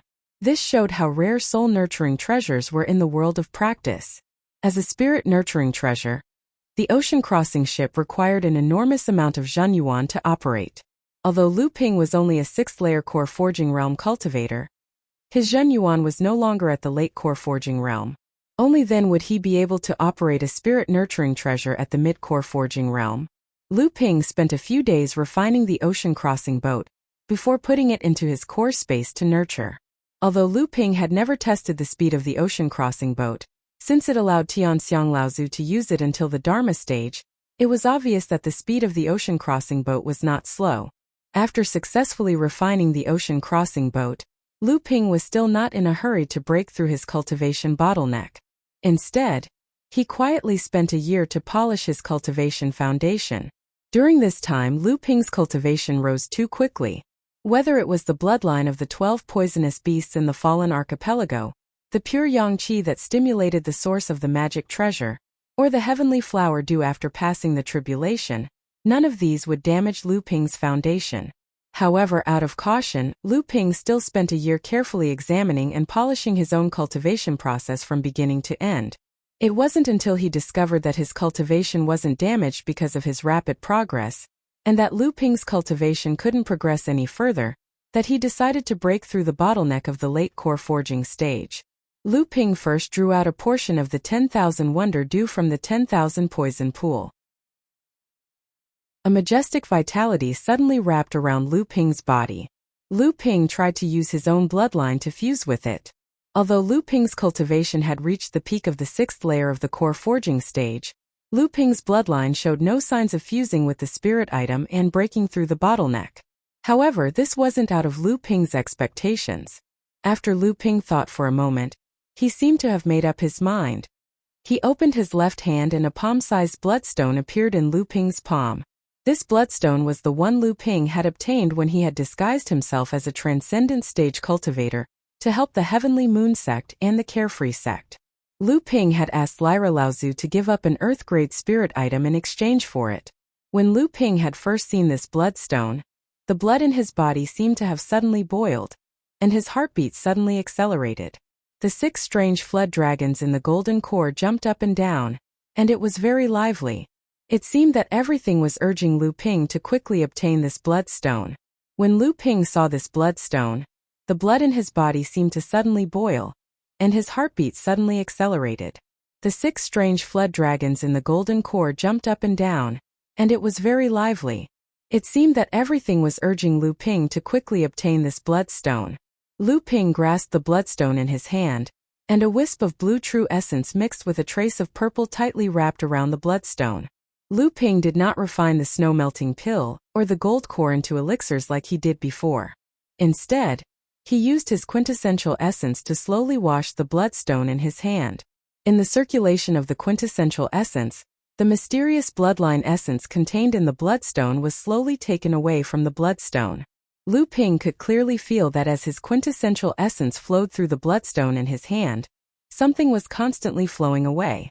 However, this process was extremely slow, but Lu Ping was still very patient. This was because every time the quintessential essence flowed out of the bloodstone and into Lu Ping's blood vessels, Lu Ping could clearly feel that his cultivation that had fallen into a bottleneck was like the water in a pond that was being widened. Suddenly there was room for improvement. While Lu Ping was absorbing the bloodline essence in the bloodstone to expand the capacity of his bloodline and quintessential essence, he had to start cultivating so that his cultivation could reach saturation again. Another 2 years passed, and Lu Ping's clenched left hand suddenly loosened. A silver stone suddenly turned into powder and fell from his fingers. The bloodline essence in the bloodstone had been completely absorbed by Lu Ping. At this time, Lu Ping's divine sense penetrated the core space. Above the huge gold core, the 6 strange dragons were still chasing and playing, but this time the strange dragons were different from before. The original strange dragons had the body of a snake, the legs of a crocodile, the tail of a carp, and the antlers of a deer. After Lu Ping absorbed the bloodline of 12 poisonous beasts in the Fallen Archipelago, these characteristics of the strange dragons became more and more obvious, and their bodies grew larger. After absorbing the bloodline essence contained in the bloodstone, the bodies of the 6 monstrous Wurms once again underwent obvious changes. Several branches grew out of the antlers on the monstrous Wurms heads, and sharp claws protruded from the soles of their 4 thick crocodile-like legs. The scales on their slender bodies became brighter and brighter, even being dyed with a faint layer of gold. Just when Lu Ping was a little disappointed that the appearance of the strange dragons would not change, on the side of the 2 antlers on the strange dragons' heads, a pair of ox-like ears suddenly appeared on both sides of the strange dragons' heads. Lu Ping was overjoyed. He reached out and pointed at the wonder dew that was slowly flowing around him. His quintessential essence wrapped around it and was about to enter the core space to refine it. However, to Lu Ping's surprise, the wonder dew still could not be refined by Lu Ping. Lu Ping frowned and seemed a little puzzled. Recalling the process of Lu Ping's breakthrough, Lu Ping suddenly understood. At this time, after Lu Ping's bloodline essence was opened up by the bloodline essence in the bloodstone, Lu Ping's bloodline could accommodate more quintessential essence, and there was room for further improvement. At this time, Lu Ping obviously had not yet cultivated his own cultivation to the saturation state. Another year passed like this. With the help of the rich Lingqi in the large spiritual vein on top of Tianling Mountain, Lu Ping finally cultivated his own body to the saturation state and touched the bottleneck of the late stage of core forging. This time, Lu Ping's gold core was finally able to fuse with the wonder dew. When Lu Ping broke through to the middle stage of core forging, the first time he smelted heaven and earth was the low-grade profound essence heavy water. This kind of heaven and earth treasure made it necessary for Lu Ping to choose heaven and earth spirit water of a higher grade than the profound essence heavy water when he advanced to the late stage of core forging. Of course, if Lu Ping smelted a high-grade earth-grade spirit item at this time, there would be no problem. On the contrary, the smelting process would become very simple, and there would not be any obstacles for Lu Ping to advance to the transcendent stage in the future. However, Lu Ping was a proud and arrogant person. How could he allow the second time he smelted heaven and earth spirit item to be inferior to the first time? Chapter 592. Compared to the time when Lu Ping had refined the Xianyuan heavy water, the refinement of the 10,000 wonder dew was many times easier. Back then, when Lu Ping had refined the Xianyuan heavy water, He had risked the destruction of his core space and the destruction of his cultivation in order to succeed. Lu Ping originally thought that the refinement of the 10,000 Wonder Dew, which was of a higher grade than the Xianyuan heavy water, would be a torment. However, he didn't expect that it would be so easy. However, after Lu Ping had fused with a total of 36 drops of the 10,000 Wonder Dew, Lu Ping secretly cursed in his heart. After experiencing the fusion of 12 kinds of poisonous beast bloodlines and the condensation of the bloodstone essence, Lu Ping's foundation had continuously consolidated, and the capacity of his bloodline had continuously increased. A single drop of the 10,000 Wonder Dew was simply unable to satisfy the huge amount of spirituality required for Lu Ping's gold core to advance to the late core forging realm. Could it be that he had to refine 2 drops of the 10,000 Wonder Dew? Lu Ping was shocked to the extreme by this idea. Not to mention how precious the 10,000 Wonder Dew was, it was a kind of mid-grade heaven-step spirit treasure, but its actual value was close to that of an illusory high-grade heaven-step spirit treasure. For example, the second-generation disciple of Zhenling sect, ancestor Jiang Tianlin, who was also known as Zhenling sect's strongest in 1,000 years, also used Lu Ping's spirit forging pellet to successfully refine 2 heaven-grade mid-grade spirit items during his third attempt to refine a high-grade golden core. In order to break through the bottleneck of the middle core forging realm, Lu Ping needed to refine 2 drops of the 10,000 Wonder Dew. If Lu Ping's cultivation reached the 9th layer of core forging realm, and he refined a world spirit treasure for the 3rd time, it would be imperative for him to find a high-grade heaven-step water attribute spirit treasure. Of course, this wasn't the worst part. The worst part was that Lu Ping was going to refine 2 portions of the Wonder Jade Nectar. If he were to refine a high-grade heaven rank Fey in the future, how many portions would he have to refine? However, at this time, Lu Ping couldn't afford to think about such distant matters. If he didn't refine the 2nd portion of the Wonder Jade Nectar, then it would be impossible for him to break through the bottleneck of the late core forging stage. If that happened, then his 4 to 5 years of seclusion would be in vain, and the previous portion of the Wonder Jade Nectar would also be wasted. In desperation, Lu Ping had no choice but to absorb another portion of Wonder Jade Nectar from the myriad poison paste in the Golden House. In the beginning, Lu Ping had obtained half a portion of the Wonder Jade Nectar in the Golden Canyon of the 7 Stars Heavenly Cave. However, he didn't know what it was until a few years ago, when Lu Ping had ventured deep into the deep-sea demon domain and plundered the Ice Dragon clan's Aou's immortal cave. He had obtained a complete portion of the Wonder Jade Nectar. Only then did Lu Ping realize that he had such a rare treasure in his possession. During the trip to the Fallen Great Archipelago, the highly toxic environment there had forced Lu Ping to replace the myriad poison paste's bluestone vat with the bluestone pond. Moreover, the Wonder Jade Nectar had been nourished by the myriad poison paste by a quarter, which was about 9 drops. After that, Lu Ping had obtained another portion of the Wonder Jade Nectar from Long Huai.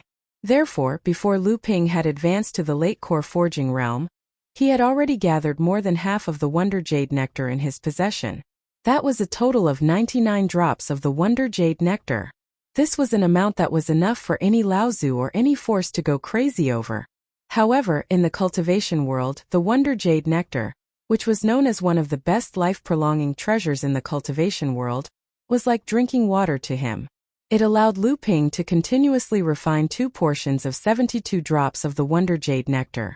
It would take Lu Ping about half a month to refine a single drop of the Wonder Jade Nectar. After he had finished refining the 72 drops of the Wonder Jade Nectar, 3 years had passed. At this time, Lu Ping had already been in seclusion at the top of Heaven's Spirit Mountain for 6 years. Lu Qin'er had already broken through to the middle stage of the core forging realm in the 3rd year of Lu Ping's seclusion.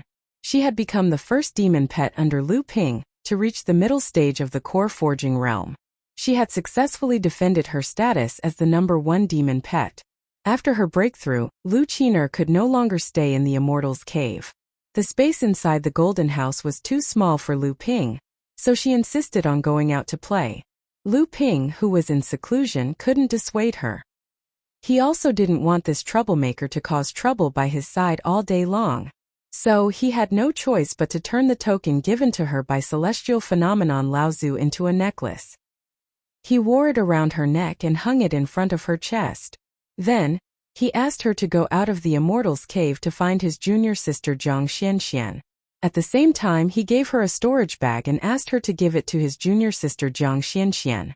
After finally getting rid of Lu Qiner, Lu Ping could finally calm his heart and focus on breaking through the bottleneck of the late stage of the core forging realm. In this way, after 6 years of seclusion, Lu Ping finally finished refining the 2 portions of the 10,000 Wonder Dew. The blood vessels in Lu Ping's body were like a flood. With his core space as the center, the blood vessels poured out in all directions under the strong throbbing of his heart. A huge vitality spread out from Lu Ping's body. Then it was immediately withdrawn and released again. This repeated 9 times. Lu Ping's body no longer exuded the slightest aura. Lu Ping's whole body looked extremely ordinary. There was not the slightest trace of vitality that he had shown before. The 6 strange flood dragons constantly swam around Lu Ping's golden core. It seemed as if they were trying their best to break through the shackles of the golden core. However, they failed again and again. Finally, they continued to swim around the surface of the golden core. It seemed as if they were waiting for something. The clouds that filled the air around the golden core slowly changed from gold to purple. The golden core was faintly discernible in the midst of the clouds. Wisps of clouds emitted from the surface of the golden core and continued to spread in all directions. Only when they came in contact with the 12 gentian pearls that were revolving around the golden core did they slowly stop expanding. At this moment, the golden core finally underwent another change. The 6 strange flood dragons swam around the surface of the golden core even faster. From time to time, they would raise their heads and let out long roars in Lu Ping's spiritual sense. It seemed as if they were calling for something. At this moment, a spiritual vortex gradually formed with Lu Ping's body as the center. The rich spiritual energy in the cave dwelling was instantly devoured by Lu Ping. However, this was not enough. The spiritual vortex gradually expanded and gradually rushed out of the cave dwelling that Lu Ping was in. The absorption range of the spiritual energy had spread to almost half of the peak of Heaven's Spirit Mountain. The rich spiritual energy gathered in the cave dwelling that Lu Ping was in. In an instant, nearly half of the spiritual energy on the peak of Heaven's Spirit Mountain, which had gathered 3 large spiritual veins, was controlled by Lu Ping. Such a huge commotion immediately alarmed the few Laozu on Heaven's Spirit Mountain. The spiritual vortex was still gradually expanding, gradually forming a heaven and earth anomaly on the peak of Heaven's Spirit Mountain. At this moment, Guotianshan Laozu had already walked out of the cave dwelling. Looking at the cave dwelling that Lu Ping was in, he was somewhat dumbfounded. Just when he was hesitating on whether or not to conceal the heaven and earth anomaly that Lu Ping had caused, he saw a cool breeze carrying along with it the fluttering snow. In an instant, the heaven and earth anomaly that Lu Ping had caused was submerged within it. When Guotianshan Laozu turned around, he saw Tian Shui and Tian Fan. It was unknown when the 2 Laozu had already walked out of their own cave dwelling. Guotianshan hastily went forward to greet the 2 martial uncles. Tian Shui Laozu asked curiously, "Is this Lu Xianping, that brat, breaking through the bottleneck of the late-stage core forging realm? Why did he cause such a huge commotion? If someone who doesn't know what's going on saw this, they would think that I, Zhenling, have gained another peak-stage core forging realm cultivator who had condensed a high-level golden core." Guotianshan Laozu smiled bitterly. That brat has always done things that are out of everyone's expectations. Who would have thought that a mid-stage core forging realm cultivator like him would cause such a huge commotion when he breaks through? Otherwise, martial uncle Tian Xiang wouldn't have made an exception for him to come here for seclusion. Tian Shui Laozu nodded her head and no longer spoke. Tian Fan Laozu stood by the side and didn't say a single word from the start. His expression was calm as he looked at the spiritual vortex that was concealed by the snowstorm. After a moment, he suddenly said, "Back then, when Tianlin broke through to the late-stage core forging realm, the commotion he caused was incomparable to this." Guotianshan Laozu stared blankly for a moment before smiling bitterly and shaking his head. Tian Shui and Tian Fan Laozu didn't stay here for long. After concealing the phenomenon caused by Lu Ping, they saw that Lu Ping's breakthrough was already a foregone conclusion. Thus, they returned to their cave dwelling. Guotianshan Laozu was about to return to his own cave dwelling when he saw the entrance of Chonghua Manor flickering. Lu Tianling Laozu had already appeared at the peak of Tianling Mountain.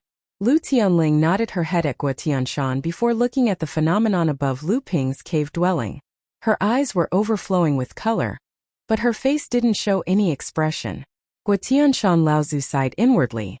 Ever since senior sister Lu Tianling took control of Jinling, her power and influence had become more and more powerful. She didn't show any emotions on her face and seemed to have become more and more shrewd. Lu Tianling only stared blankly for a moment before remembering that she still had something to do. With a flash of light behind her, she disappeared from Tianling Mountain. Just after Lu Tianling suddenly disappeared, in a newly built cave dwelling on Tianling Mountain, Tianqin Laozu leisurely walked out from inside. This newly built Rainbow Sky Palace was Tianqin Laozu's cave dwelling. He used a spatial technique to open up a door at the peak of Tianling Mountain. After Tianqin Laozu left the cave dwelling, he thought about the cave dwelling where Lu Tianling Laozu had appeared.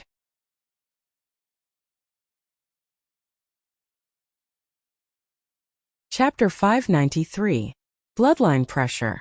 Isn't this a magical power that only Dharma adepts have? How can a core forging cultivator have it? If I didn't know him well, I would have thought that the person cultivating in the cave was a top-level core forging cultivator. Guo Tianshan looked at Tianqin Laozu in disbelief. Tianqin Laozu smiled and said, I don't know about this either, but when this guy was on Jingzhi Island, he withstood the bloodline pressure of Uncle Master Tianxiang and walked all the way to the cave. Tianxiang Laozu didn't say anything. Guo Tianshan let out an "oh" and seemed to understand something. He didn't say anything else. At this time, inside the cave dwelling, Lu Ping's divine sense was closely observing the huge golden core in the Xianhe space. Just as the spiritual energy vortex outside the cave dwelling reached its limit, the huge amount of spiritual energy was refined by Lu Ping's North Sea Wave listening scripture and turned into pure and vast true essence. The true essence carried the huge amount of spirituality transformed from the myriad wonder dew. And the true essence turned into clouds of blue with a hint of purple that were swallowed by the golden core. The 6 strange flood dragons quickly hovered on the surface of the Jindan and gradually connected from head to tail, forming a ring. In the center of the ring, a purple mist gradually grew, and then a long roar came. A strange flood dragon that looked like the 6 strange flood dragons whizzed out of the purple mist. The other 6 flood dragons seemed to be welcoming a new member as they circled around the 7th flood dragon. Long cries sounded one after another in Lu Ping's divine sense. Core forging 7th layer. Feeling the surging spiritual energy in his body like a long river, Lu Ping's heart was filled with joy. After all, these 6 years of hard work had not been in vain. He had finally reached the late core forging stage and was one step closer to becoming a Dharma adept. After refining the myriad wonder jade nectar, Lu Ping's cultivation base became abnormally stable after he advanced to the 7th layer core forging realm. There was no need for him to go into closed-door cultivation again. But just in case, Lu Ping didn't want to waste the opportunity to cultivate in the spirit vein on Tianling Mountain. So, he cultivated in the cave dwelling for another year. After fusing with the 1,000 wonder dew, Lu Ping's body had 2 direct effects. The first was the rapid recovery of his spiritual energy. Lu Ping's cultivation was pure and vigorous, especially after refining the Xianyuan heavy water. Although in battles between cultivators of the same level, Lu Ping often did not fear prolonged battles of attrition and siege. Once Lu Ping's spiritual energy was used up, it would take a long time to recover. After Lu Ping refined the 1,000 wonder dew, this problem was greatly improved. The second most direct effect of refining the 1,000 wonder dew on Lu Ping was the increase in his lifespan. The 1,000 wonder dew itself was a high-grade spiritual item that contained a large amount of vitality. It was the main ingredient for refining high-quality longevity pills. It was also because of this that the 1,000 wonder dew could reach the same value as a high-grade heaven-level spiritual item, even though it was only a mid-grade heaven-level spiritual item. Originally, after a cultivator advanced to the core forging stage, they would enjoy a lifespan of 500 years. After advancing to the mid-grade core forging stage, their lifespan would increase by 100 years. After advancing to the late-grade core forging stage, their lifespan would increase by another 100 years, reaching 700 years. However, after Lu Ping refined 2 portions of 72 drops of the 1,000 wonder dew and advanced to the late-grade core forging stage, His lifespan directly increased to 800 years. The limit of his lifespan was already the same as the lifespan of a Dharma adept. A longer lifespan usually meant a longer period of training and more opportunities to advance. In the world of cultivation, there had never been any mention of a longevity pill that could increase one's lifespan by more than 30 years. However, after refining 2 portions of the Thousand Wonder Dew, Lu Ping was able to increase his lifespan by 100 years. He did not know if anyone in the world of cultivation knew about this, but at the very least it was not common knowledge in the world of cultivation. Lu Ping had secluded himself in Tianling Mountain for 7 years. When he came out, he found that Guotianshan Laozu was no longer on Tianling Mountain. Lu Ping used his divine will to explore the entire peak of Tianling Mountain. He found that other than a few caves that were used for seclusion, there were only 9 caves that belonged to the Dharma adepts of Laozu. This meant that although Guotianshan Laozu had become a Dharma adept, this news had obviously not spread out yet. At this time, Guotianshan was not on top of Tianling Mountain. This meant that he must be carrying the secret mission of Jinling. Lu Ping went to see his teacher, Lu Tianling, through the door of Chonghua Mansion. Ever since Tianling Laozu had taken charge of Jinling, although Jinling had yet to officially address the deacons of the sect as sect leader, everyone in Jinling had already regarded him as the first-generation sect leader of Jinling. Lu Ping reported to his teacher about his experiences in the past few years. He also asked his teacher about some matters related to cultivation. Lu Ping's achievements made his teacher very satisfied. After Lu Ping finished reporting, Tianling Laozu waved his hand, and 2 jade scrolls immediately appeared in front of Lu Ping. He said, "These are 2 jade scrolls that record 2 spirit nurturing treasures that are specially used for flying swords. One was obtained by my teacher from the Central Plains, and the other was obtained by my teacher in the name of the sect from Jade Sword Sect's Jade Sword Laozu. Your achievements in the future will be on par with Uncle Tian Xiang. Since you are good at using swords, then a high-grade spirit-nurturing flying sword is indispensable. Take these 2 treasures, they will be of great help to you in the future." How could Lu Ping not know the value of these 2 spirit-nurturing treasures? Hearing this, he immediately beamed with joy and hurriedly thanked his teacher. Tianling Laozu waved his hand and said, "This is what you deserve. Among my disciples, in terms of future achievements, I am afraid that you will have the greatest future achievements. Chonghua and Xiaoyao branches are currently too powerful, and have too much power in the sect. Otherwise, Mei Tianqin would not have taken the position of Elder of Law Enforcement as soon as she returned. It is just a division of power. This is the way of balance in the sect. Even if Uncle Tian Xiang has become a great cultivator, this cannot be changed. Otherwise, in the long run, it is very easy to leave the root of the disaster of internal strife in the sect. Therefore, in the future, when you have some achievements in cultivation, the sect is very likely to let you set up another branch. At least on the surface, you must weaken Chonghua and Xiaoyao branches to achieve a balance of power." Lu Ping was silent for a long time. Then he frowned and said, "What should I do?" Tianling Laozu smiled and said, "This matter is not urgent. How old are you now? You just need to keep this matter in mind and be prepared for the future. But now, something has happened on Frost Island. Uncle Tianlu and Uncle Tianjiang are dealing with it. Your Uncle Tianshan has also secretly rushed over. In recent years, the situation in the North Sea has changed. The matter on Frost Island is just an excuse. It is time for everyone to show their fangs." Lu Ping immediately understood and asked, "Is the news of the medium-sized spirit mine on Frost Island leaked?" Tianling Laozu nodded and said, "The news of that spirit mine will be known sooner or later. It is just that the leak this time is a bit strange. However, the large-scale spirit mine on Frost Island is an extremely rare rich mine, and the ratio of top-grade spirit stones produced inside it is rare even among large-scale spirit mines. Our sect has occupied a medium-sized spirit mine, which is also an extremely high-quality mine, and the ratio of top-grade spirit stones produced is extremely high. When the cultivators of other sects know that our sect has occupied a medium-sized spirit mine, they can easily imagine that this spirit mine must also be a high-quality rich mine. Naturally, they are very dissatisfied."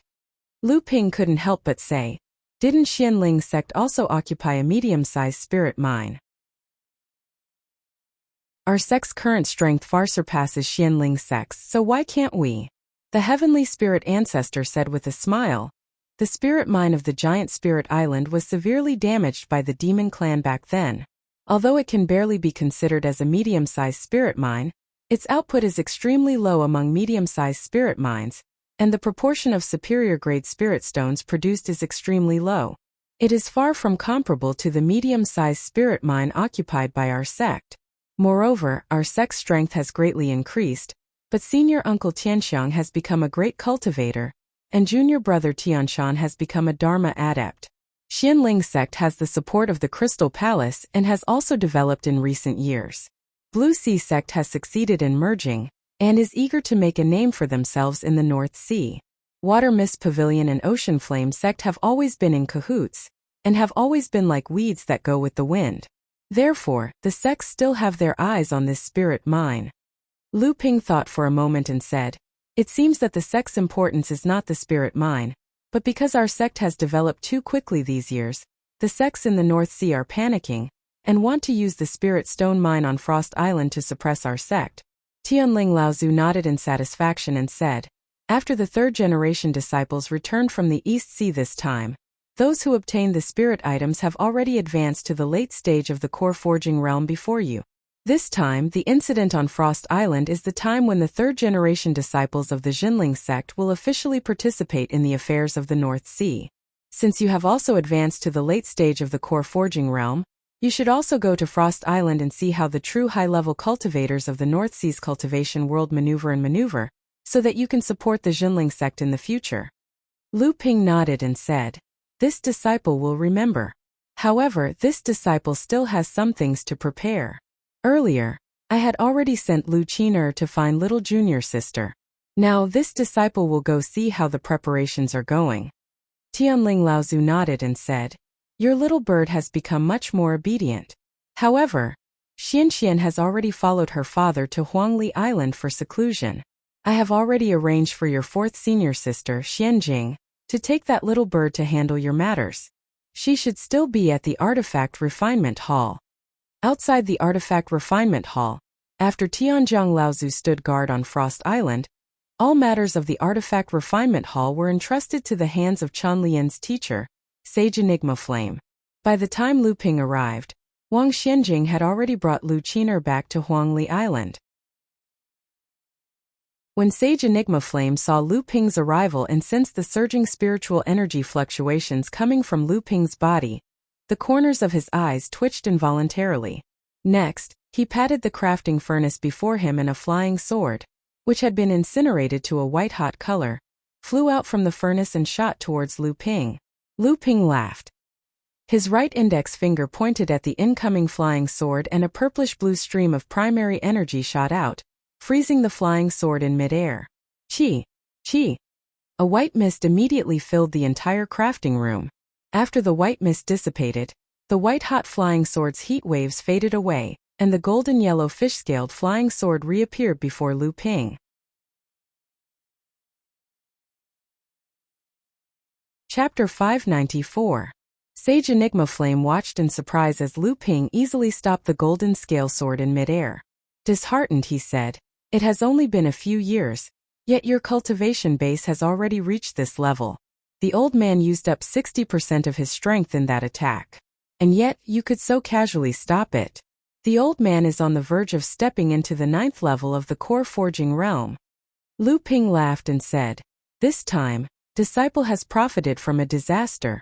Lu Ping brandished the golden scale sword for a bit, his divine sense carefully inspecting the quality of the golden scale sword. On the blade of the golden scale sword, the 6th spiritual barrier shone brilliantly.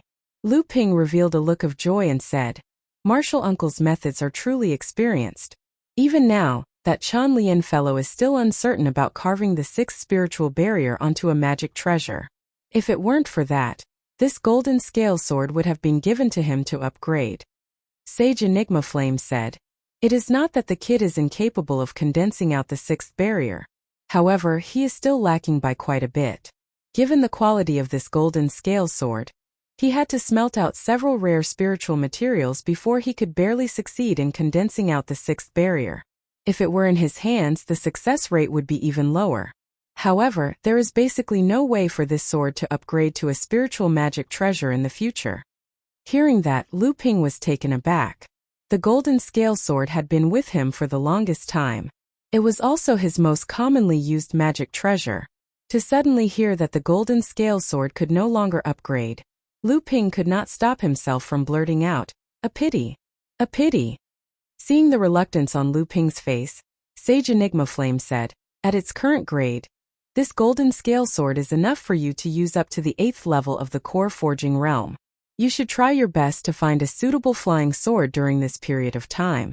However, I can see that this flying sword of yours must have some background. It seems to be a life-bound magic treasure refined from a part of a Yao cultivator's fleshly body. If so, it is not impossible for you to upgrade this flying sword." Lu Ping grew spirited and said, "Martial Uncle is right. This flying sword is a magic treasure I obtained from the Koi clan. This golden scale sword seems to be made from the scales of the Koi clan as well." Sage Enigma Flame nodded and said, "In that case, the life-bound magic treasures of Yao cultivators are different from the ones we forge using spiritual materials. To upgrade the magic treasure's quality, you will need to use the scales of high-level Koi clan cultivators and the Koi clan's secret technique to forge their life-bound magic treasures." After bidding farewell to Sage Enigma Flame, Lu Ping headed straight for Huangli Island. It had been a few years since he left, but the number of cultivators on Huangli Island had not increased. It remained at around 5,000. Most of them were at the mid and late blood condensation stage. However, there were also quite a number of core forging stage cultivators. The main reason for this was due to Huangli Island's limited size. After arriving at Huangli Island, Lu Ping spread out his divine sense and immediately noticed that Hu Lili had summoned Lu Qiner to her grotto mansion. Although Lu Qiner had long since grown impatient, she dared not act presumptuously before Lu Qiner. Thus, she obediently answered Lu Qiner's questions. Lu Ping's grotto mansion was protected by magic arrays. Naturally, it would not be easy for others to use their divine sense to infiltrate it. However, this grotto mansion was built by Lu Ping and Hu Lili after all. Naturally, the magic arrays could not stop its owner Lu Ping. Lu Ping smiled and walked straight to the artifact forging shop that Chen Lian had set up on Huangli Island. At present, Chen Lian was quite famous in Jinling. As the youngest and most talented artifact forging master in the artifact forging hall, Chen Lian was also an influential figure amongst the third-generation disciples. Seeing Lu Ping return, Chen Lian put down what he was doing and personally came out to welcome him. When he saw Lu Ping, a puzzled look appeared on his face. Chen Lian was actually unable to sense any aura of cultivation from Lu Ping's body. After coming out from the artifact forging hall, Lu Ping utilized a secret technique to seal off his aura of cultivation in order to avoid unnecessary trouble.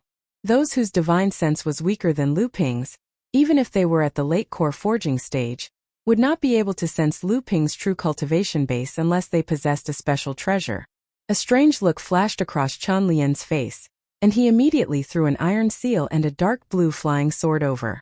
Lu Ping reached out and caught the landslide seal and the water spirit sword. He carefully examined them with his divine sense and heard Chen Lian's introduction. "The 2 psychic treasure restrictions of your landslide seal have been engraved. However, although the water spirit sword has an invisibility effect, its material quality is too low. Although I've been keeping an eye out for spiritual materials that can be used to enhance the water spirit sword's special quality, I've only managed to engrave 2 psychic treasure restrictions on it. If you want to engrave the 6th psychic treasure restriction, you'll need to find spiritual materials of higher quality that are suitable for the water spirit sword." Lu Ping grabbed a magic treasure in each hand and injected a bluish-purple spiritual essence into the 2 magic treasures, refining them in an instant. Chen Lian was stunned when he saw this. Lu Ping weighed the landslide seal in his hand, and then slapped it into the core space. The water spirit sword in his other hand flashed a few sword flowers and then disappeared from Lu Ping's hand. Lu Ping carefully felt it and then smiled with satisfaction. "I haven't seen you for years, and your refining skills are getting better and better. The landslide seal and the water spirit sword are different from ordinary psychic treasures, and it's very difficult to upgrade them. I didn't expect you to be able to upgrade them in such a short time. This time the sect sent a few urgent matters, so I had to use these magic treasures a little urgently. Thank you in advance.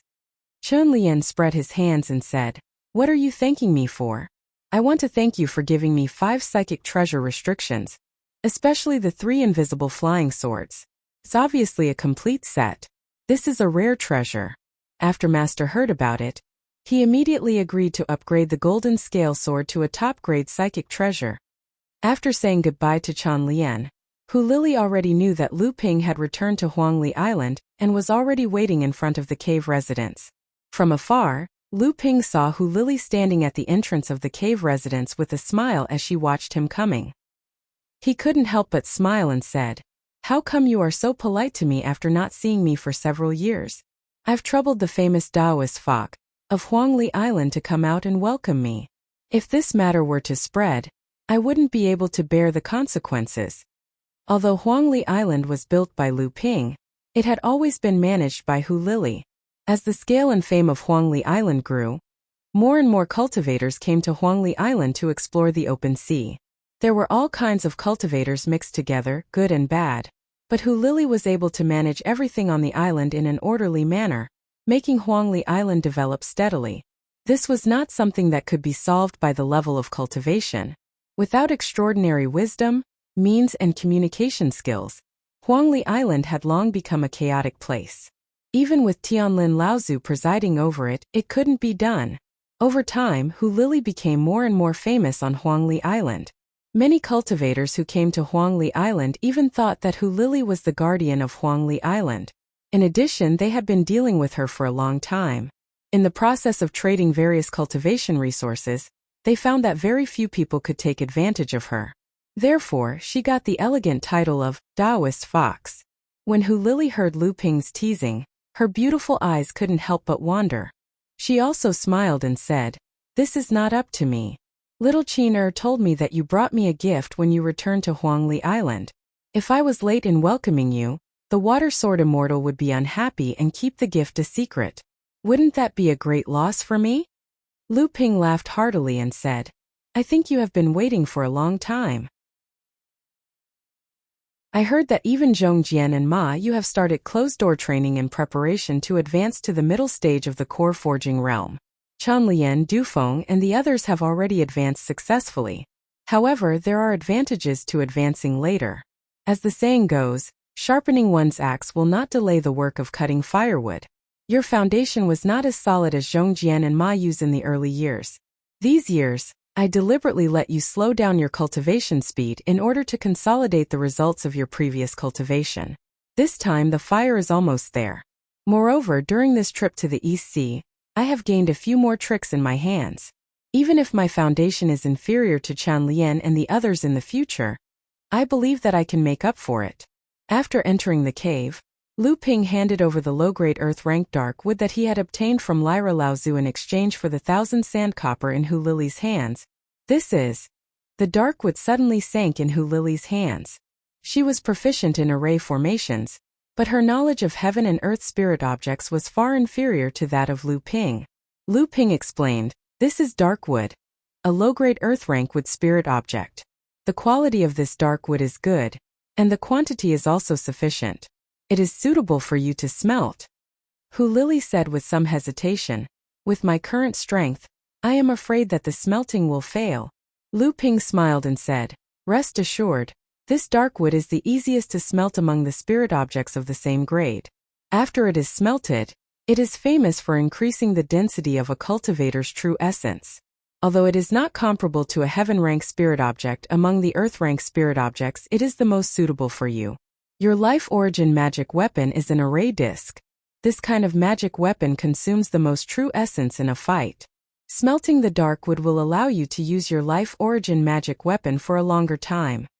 There were nearly 9 small spirit veins on Huangli Island. Lu Ping buried the 2 small spirit gathering pearls he obtained from the Long Huai Tree's secret zone in the middle of the 9 spirit veins. After a year or two, the spirit veins would form and Huangli Island would have a mid-sized spirit vein. Lu Ping also gave 8 small spirit gathering pearls to Hu Lili, and instructed her to use these spirit-gathering pearls as a guide to separate out some branches of the spirit vein on Huangli Island to build an immortal's cave. This would attract more cultivators to Huangli Island to cultivate, and increase the strength of Huangli Island. Once these cultivators settled down on Huangli Island, after a long time, they could be converted into Jinling's subordinate forces, and increase the strength of Jinling. Hu Lili took the spirit-gathering pearls, thought for a moment and said, Huangli Island will soon have a medium-sized spirit vein. This is undoubtedly a boost for Huangli Island, but in this way, Huangli Island's size will become an obstacle to development. Moreover, after the medium-sized spirit vein is formed, we will need a spirit-gathering artifact to confine it. Otherwise, after a long time, the spirit vein may slowly disappear. Lu Ping nodded and said, I have already thought of this. I have already discussed it with martial uncle Guoxianshan. After a period of time, I will invite him to use the mountain-moving and sea-filling art again. This time we will strive to expand Huangli Island into a small island. As for the spirit-gathering artifact, although it is only an ordinary spirit-gathering artifact, it is somewhat difficult to refine. However, I already have a plan for this matter, so you can rest assured.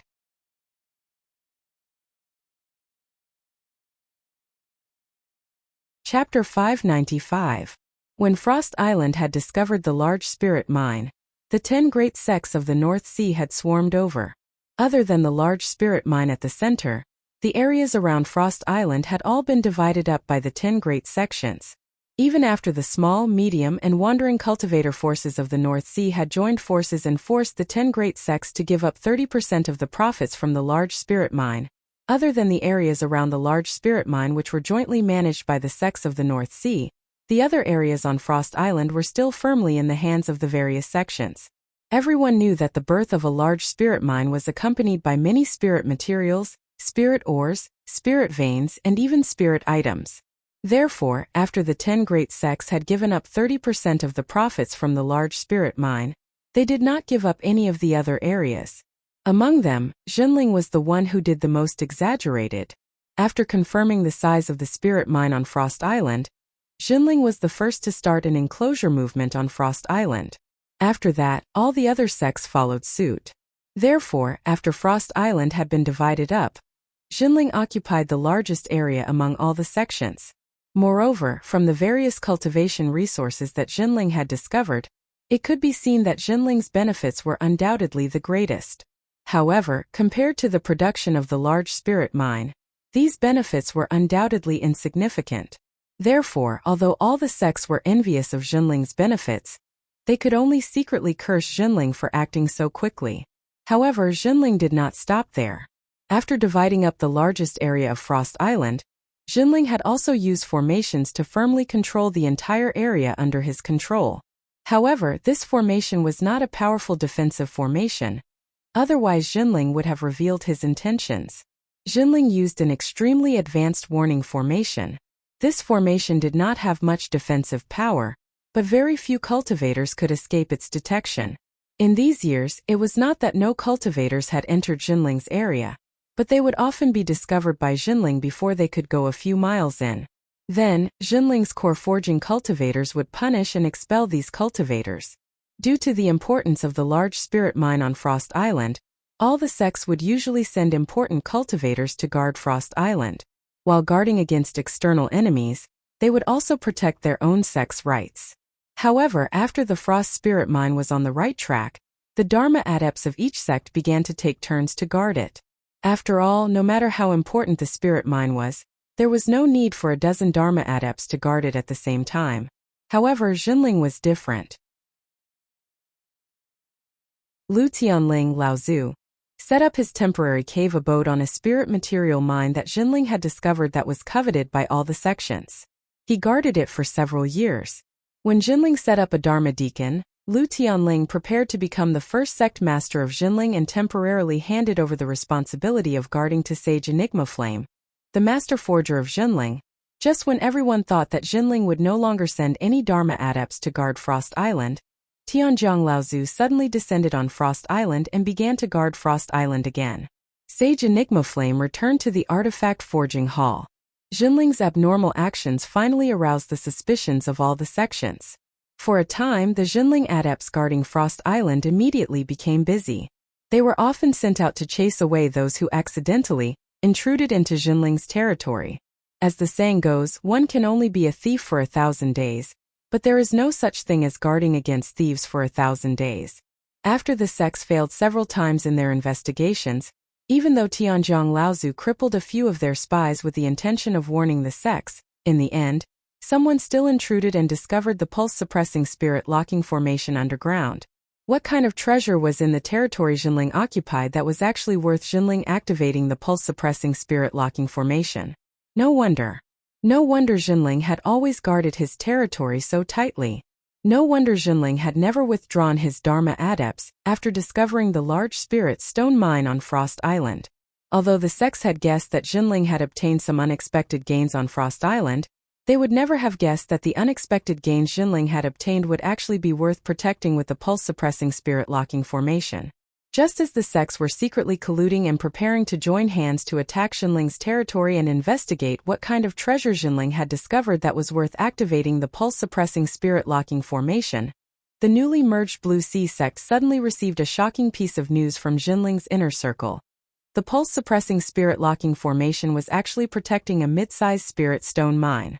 This time, the sects were completely boiling. A mid-sized spirit stone mine. Before this, Xianling sect was the only sect in the entire North Sea that had once occupied a mid-sized spirit stone mine. Furthermore, it was the most barren mid-sized spirit stone mine that had been severely damaged by the demon race. Moreover, they had obtained the other half of the mine from Jinling through a game of chance. Even so, Xianling sect's barren spirit stone mine was still the envy of countless sects in the North Sea.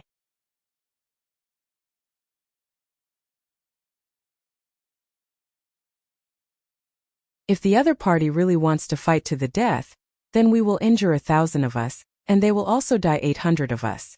It is not worth it for a medium spirit mine.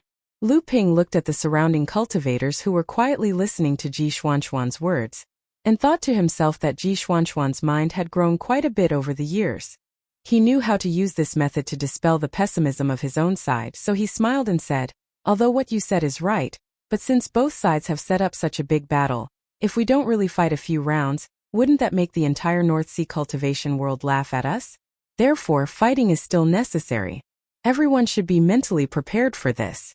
When it is time to fight with your life on the line, don't hold back. If we really fight with all our might, then naturally those Dharma phase Laozu will have a headache." Looking at the thoughtful expressions on everyone's faces, Lu Ping asked Ji Xianxian in a low voice, "Who are the core forging cultivators from our sect this time? Who is in charge of the core forging cultivators? I want to pay my respects." Ji Xianxian said with some curiosity, "It's strange. This time Martial Uncle Guo Xianshan is also here. Logically speaking, the core forging cultivators of our sect should be led by Martial Uncle Guo. But for some reason, the leader of our sect's core forging cultivators this time is Martial Uncle Xianju, the deputy pavilion master of the Xian Talisman Pavilion."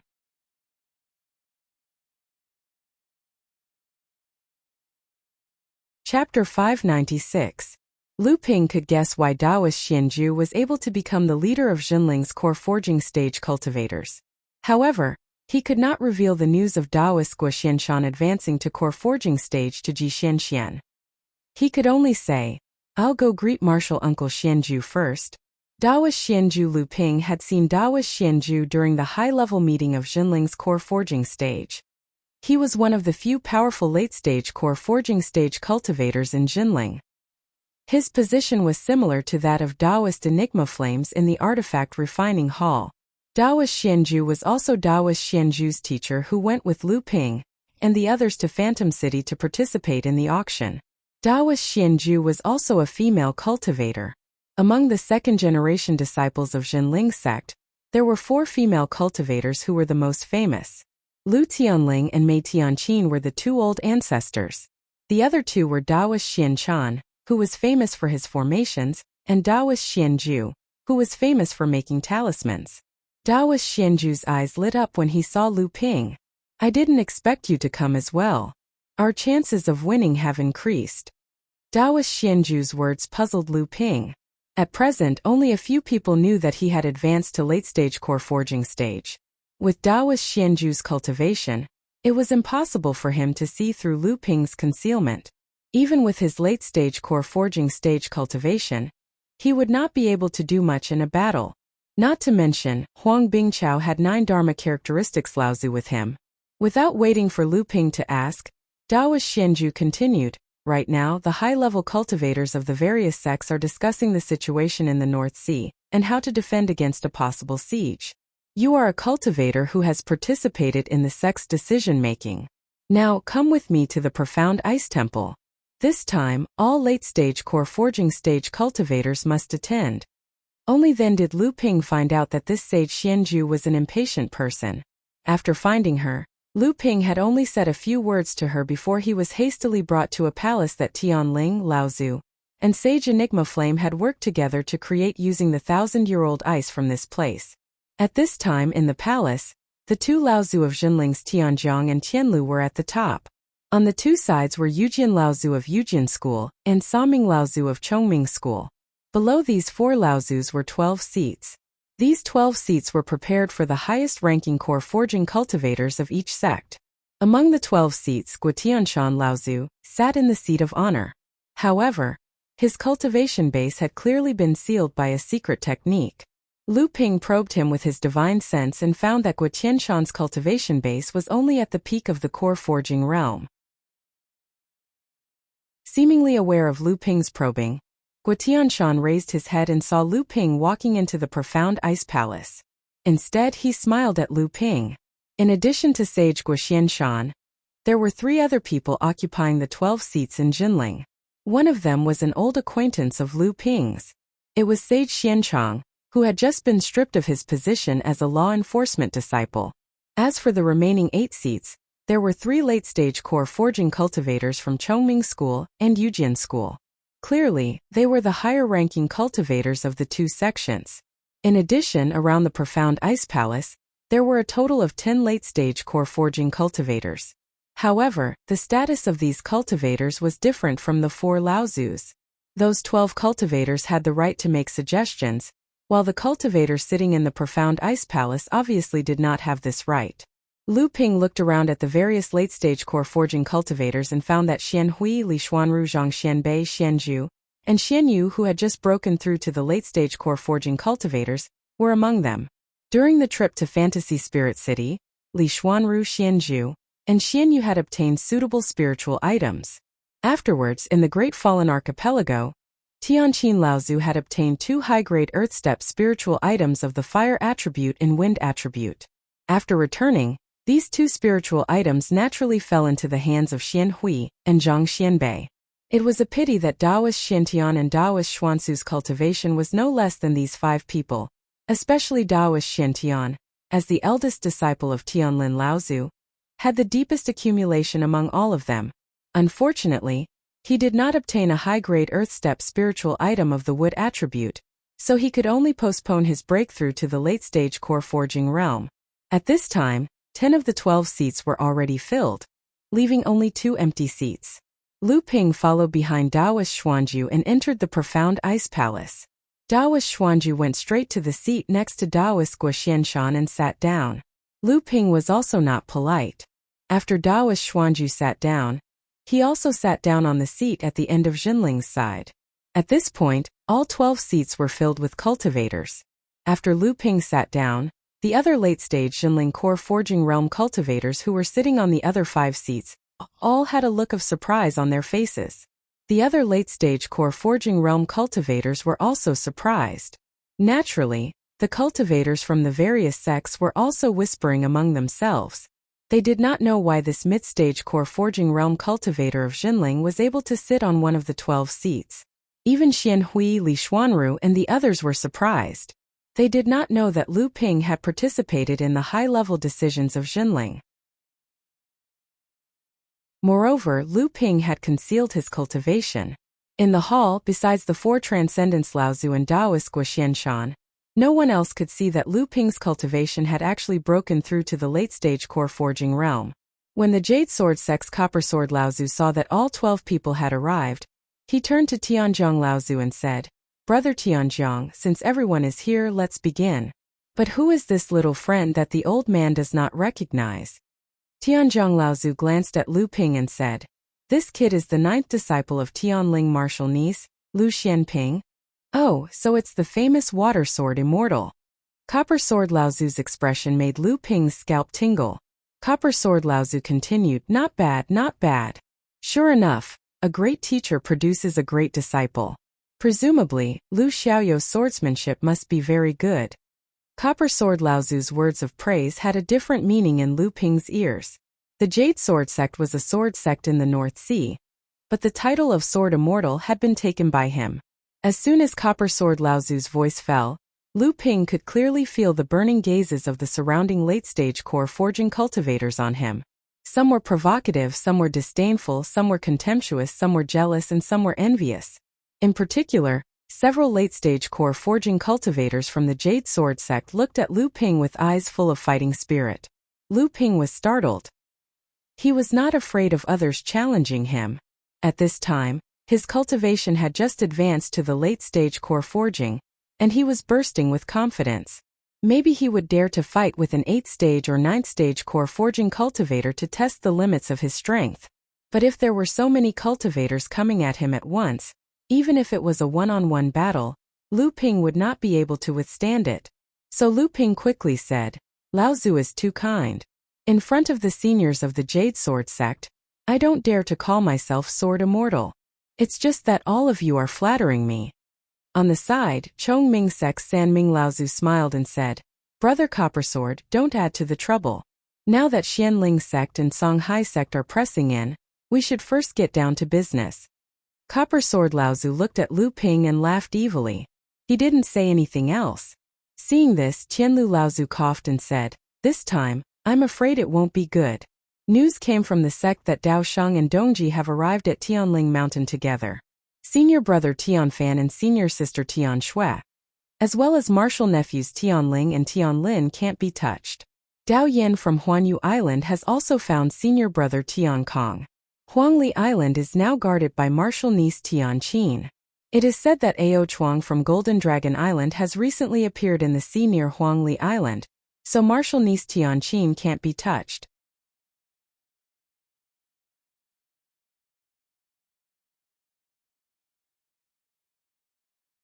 Chapter 597. Just as he was following the crowd in the direction of the cheers, Tianjiang Laozu suddenly sprinkled a white powder around his body. After the powder drifted away, it slowly weaved into a thin gauze-like mist in the sky. This layer of light mist slowly enveloped the late core forging stage cultivators who came out of the dark ice temple, as well as Laozu, and slowly disappeared into the sky. Lu Ping looked up into the void in the distance. There seemed to be some faint fluctuations of spiritual qi coming from there. If it wasn't for the fact that Lu Ping's divine will had advanced to the late core forging stage and could barely be compared to the early Dharma stage cultivators, it would have been extremely difficult to detect this slight fluctuation. However, Lu Ping's attention was quickly attracted by the two people fighting in the field below. A flame suddenly sprang up from below. The flame shook its head and tail in midair, and suddenly turned into a fierce giant flaming tiger. The giant tiger silently roared at a cultivator on the ground. It pounced down with its forelimbs and immediately pounced towards a Blue Sea sect disciple who was fighting against Yao Yong. The Azure Sea Order disciple who was in the midst of fighting Yao Yong was already in a disadvantageous position. When the gigantic flaming tiger roared down from the sky, the Azure Sea Order disciple hastily brought out a defensive magic treasure to block the incoming attack, and his figure collided against the gigantic flaming tiger. With a muffled bang, the giant flaming tiger hit the treasure head-on. The Songhai sect disciple's face was full of joy, but before the smile on his face could bloom, a trace of fear flashed in his eyes. However, without waiting for the Songhai sect disciple to prepare, the giant flaming tiger suddenly exploded in mid-air. The defensive treasure in front of the giant tiger was immediately blown away by the power of the explosion, and flew towards the Songhai sect disciple, whose face was bright red as if blood was about to drip out. However, Yao Yong did not give up. Without waiting for the heavily damaged defensive treasure to be controlled by the Songhai sect disciple again, he had already rushed forward, grabbed a fireball in each hand, and slapped it towards the Songhai sect disciple. At this time, the Songhai sect disciple had already been unable to catch his breath from the self-explosion of the Songhai sect disciple. Seeing that Yao Yong was holding a fireball in his hand again, the Songhai sect disciple had no choice but to raise his hands, and a cloud of cold mist condensed in each of his palms. However, before the cold mist could form, Yao Yong's fireball had already exploded in the cold mist. The Songhai sect disciple could no longer resist Yao Yong's fierce attack. He opened his mouth and spat out a mouthful of blood, and quickly retreated back to his own camp. Yao Yong did not chase after him. Instead, he stood in the middle of the field and laughed loudly, saying, "Previously, your voice was quite loud, saying that you wanted to replace my ranking on the North Sea rookie list, but unfortunately, your strength is so weak that you can't even withstand one of my flame spirit transformation small sacred arts." Although the Songhai sect's two sects have merged into one and are known as the third largest sect in the North Sea, your disciples are only SOSO. Although the cultivators of the Songhai sect looked angry, the cultivator who was defeated by Yao Yong was on par with Yao Yong in terms of cultivation or cultivation age. However, he did not expect that the difference in strength would be so great that he was so easily beaten by Yao Yong to the point of vomiting blood and being seriously injured. Although the cultivators of the Songhai sect hated Yao Yong for spouting such arrogant words, there was nothing they could do. A few disciples of the Songhai sect advised a cultivator who was sitting cross-legged at the side, "Senior brother Shangwu, that fire tiger Yao Yong is too arrogant." Senior brother Shangbing was seriously injured in less than 10 moves by him. "I'm afraid only you, senior brother Shangwu, can defeat him now."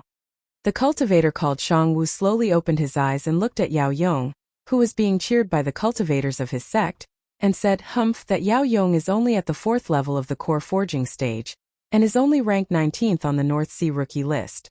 The one I want to challenge is Jinling, the water sword immortal, Lu Xianping, who has dominated the first place on the North Sea rookie list for decades." A cultivator at the side smiled apologetically and said, "Senior brother Shangwu has great ambitions and is far from what we can compare with. However, this fire tiger is too arrogant. Senior brother Shanghui and Shangming didn't come this time.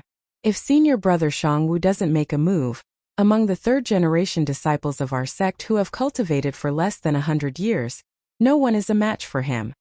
Spiritual Master Shangwu pondered for a moment and said, "What you said makes sense.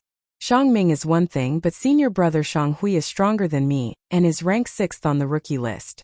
This fire tiger is no match for him." The cultivator from the Azure Sea sect who was smiling apologetically saw that spiritual master Shangwu was showing signs of letting up. He knew that this senior brother in front of him usually didn't get along with senior brother Shangming, so he quickly followed along and said, "Senior brother Shangwu's foresight is far above us, so what he said is naturally not wrong. If we can suppress that fire tiger immortal again, I'm afraid that senior brother Shangwu's ranking on the North Sea rookie list in half a year's time won't be impossible for him to make it into the top 10. Spiritual Master Shangwu was proud of himself. He stood up and was about to walk towards the arena. However, at this moment, after Yao Yong hooted in the arena for a while and realized that no one else was coming out to fight, he began to walk towards his own group. Spiritual Master Shangwu panicked and momentarily forgot to stop Yao Yong. Instead, he raised his hand and threw a hoop towards Yao Yong's head. Spiritual Master Shangwu's true strength was not weaker than Yao Yong's, and Yao Yong had never expected that someone would launch a sneak attack from behind under the watchful eyes of the crowd. For a moment he was also caught unprepared. Seeing that Yao Yong was unable to withstand Spiritual Master Shangwu's powerful attack in his haste, and just as the hoop was about to land on Yao Yong's head, a figure suddenly appeared beside Yao Yong and pushed him away with a slap. As the hoop fell, this figure took Spiritual Master Shangwu's attack in place of Yao Yong. Crack! The hoop suddenly shrunk, and the figure was instantly crushed into pieces by the huge force of the hoop. That figure was a puppet. Just now it had taken Spiritual Master Shangwu's unexpected sneak attack in place of Yao Yong, but it itself had turned into pieces on the ground. Looking at the pieces on the ground, Yao Yong's back was already drenched in cold sweat. He then cursed, "Which bastard is so despicable to use such a trick? Aren't you afraid that the North Sea cultivators will poke at your sex back? Yao Yong's words were extremely vicious. The cultivators of Songhai sect around spiritual master Shangwu were momentarily stunned. Then their faces burned. The cultivators who persuaded spiritual master Shangwu to make a move now looked at spiritual master Shangwu with a hint of blame in their eyes. Spiritual master Shangwu's face turned red from Yao Yong's scolding. Although it was a sneak attack, it was really an unintentional move. However, under the watchful eyes of the various sects in the North Sea, spiritual master Shangwu's explanation would be futile. For a moment he was in a dilemma. The Blue Sea sect had made perfected Shangwu lose a lot of face today. Spiritual master Shangwu's blood surged when he thought of the ridicule from the various sects cultivators, the anger of the sect's elders, and the cold eyes of his fellow disciples behind his back. Yao Yong saw that in the Songhai sect's camp, the dozen or so third-generation disciples who were originally standing together had used an undetectable clever method to place themselves in a formation that did not leave their own camp but completely isolated spiritual master Shangwu. Spiritual master Shangwu naturally noticed the actions of his fellow disciples. How could he not understand their intentions? He, who was already blaming himself, suffered another blow in his state of mind. The true essence in his bloodline instantly lost its restraint and began to rampage in his body. Qi deviation. Yao Yong saw the cultivator from Songhai sect standing in front of him staring at him. He did not attack nor did he say a word. Inexplicably, he became impatient from waiting. Just as he was about to open his mouth to ask what the other party meant, he saw the person's face suddenly turn purplish gold, and he immediately spat out a mouthful of blood. Yao Yong was shocked. His eyes widened and he said, "No way, you've become like this after I scolded you a few times? This is too ridiculous. That sneak attack of yours just now almost took my life." A cultivator in his 30s suddenly appeared behind spiritual master Shangwu. The cultivator first looked at Yao Yong with a gloomy gaze. Yao Yong felt a pair of sharp swords directly piercing into the space in his heart. Yao Yong unconsciously took 2 steps back. Only then did he realize that the cultivator's gaze was so sharp that he was actually afraid. The cultivator in his 30s slammed his palm on spiritual master Shangwu's chest. Spiritual master Shangwu screamed and immediately woke up from the demonic barrier. Looking at the person in front of him, spiritual master Shangwu's face turned pale. He said in a low voice, "Uncle Master Shi, I'm incompetent." The cultivator in his 30s waved his hand and said, "You don't have to say anything. Uncle Master Shi, have seen everything that happened just now. That attack of yours was just an unintentional move. It's just that a man should be magnanimous. What's done is done, and what's wrong is wrong. How can you let someone say that you've gone mad with just a few words and almost destroyed your cultivation? With such a poor mental state, how could the old man not be angry?" Spiritual master Shangwu looked ashamed. The cultivator in his 30s waved his hand and said, "When you go back, go to the law enforcement hall to receive your 5 years of punishment. After that, go to Shishui Cliff to reflect on your past. If you have any problems with your cultivation in the future, you can ask me at Shi's cave." Spiritual master Shangwu looked excited and quickly said, "Thank you, Uncle Master." When the surrounding Songhai sect disciples heard that spiritual master Shangwu was punished to go to Shishui Cliff to reflect on his mistakes, their faces showed envy. However, when they saw spiritual master Shi's gaze sweeping over, they all looked ashamed and lowered their heads, not daring to look at him. Spiritual master Shi turned to look at Yao Yong and suddenly smiled. "You're Chu Xuanqing's disciple?" Yao Yong was previously frightened by Taoist master Shi's gaze, and was secretly feeling that he had lost face. Hearing Taoist master Shi's question, he immediately stood up straight and said, "Yes, may I ask who senior is? Are you acquainted with junior's master?" Spiritual master Shi smiled and said, "That's right. I didn't expect Chu Xuanqing to teach a disciple who might be above him in the future."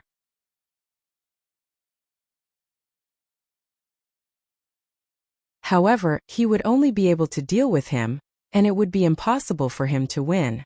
I can rely on my defense to escape from him, but I'm afraid I'll be injured.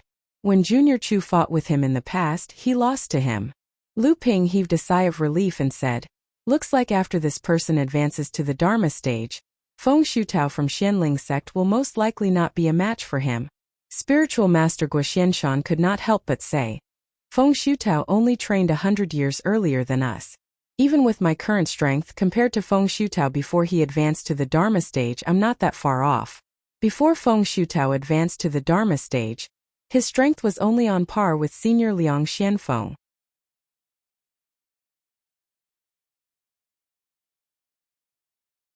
Chapter 598.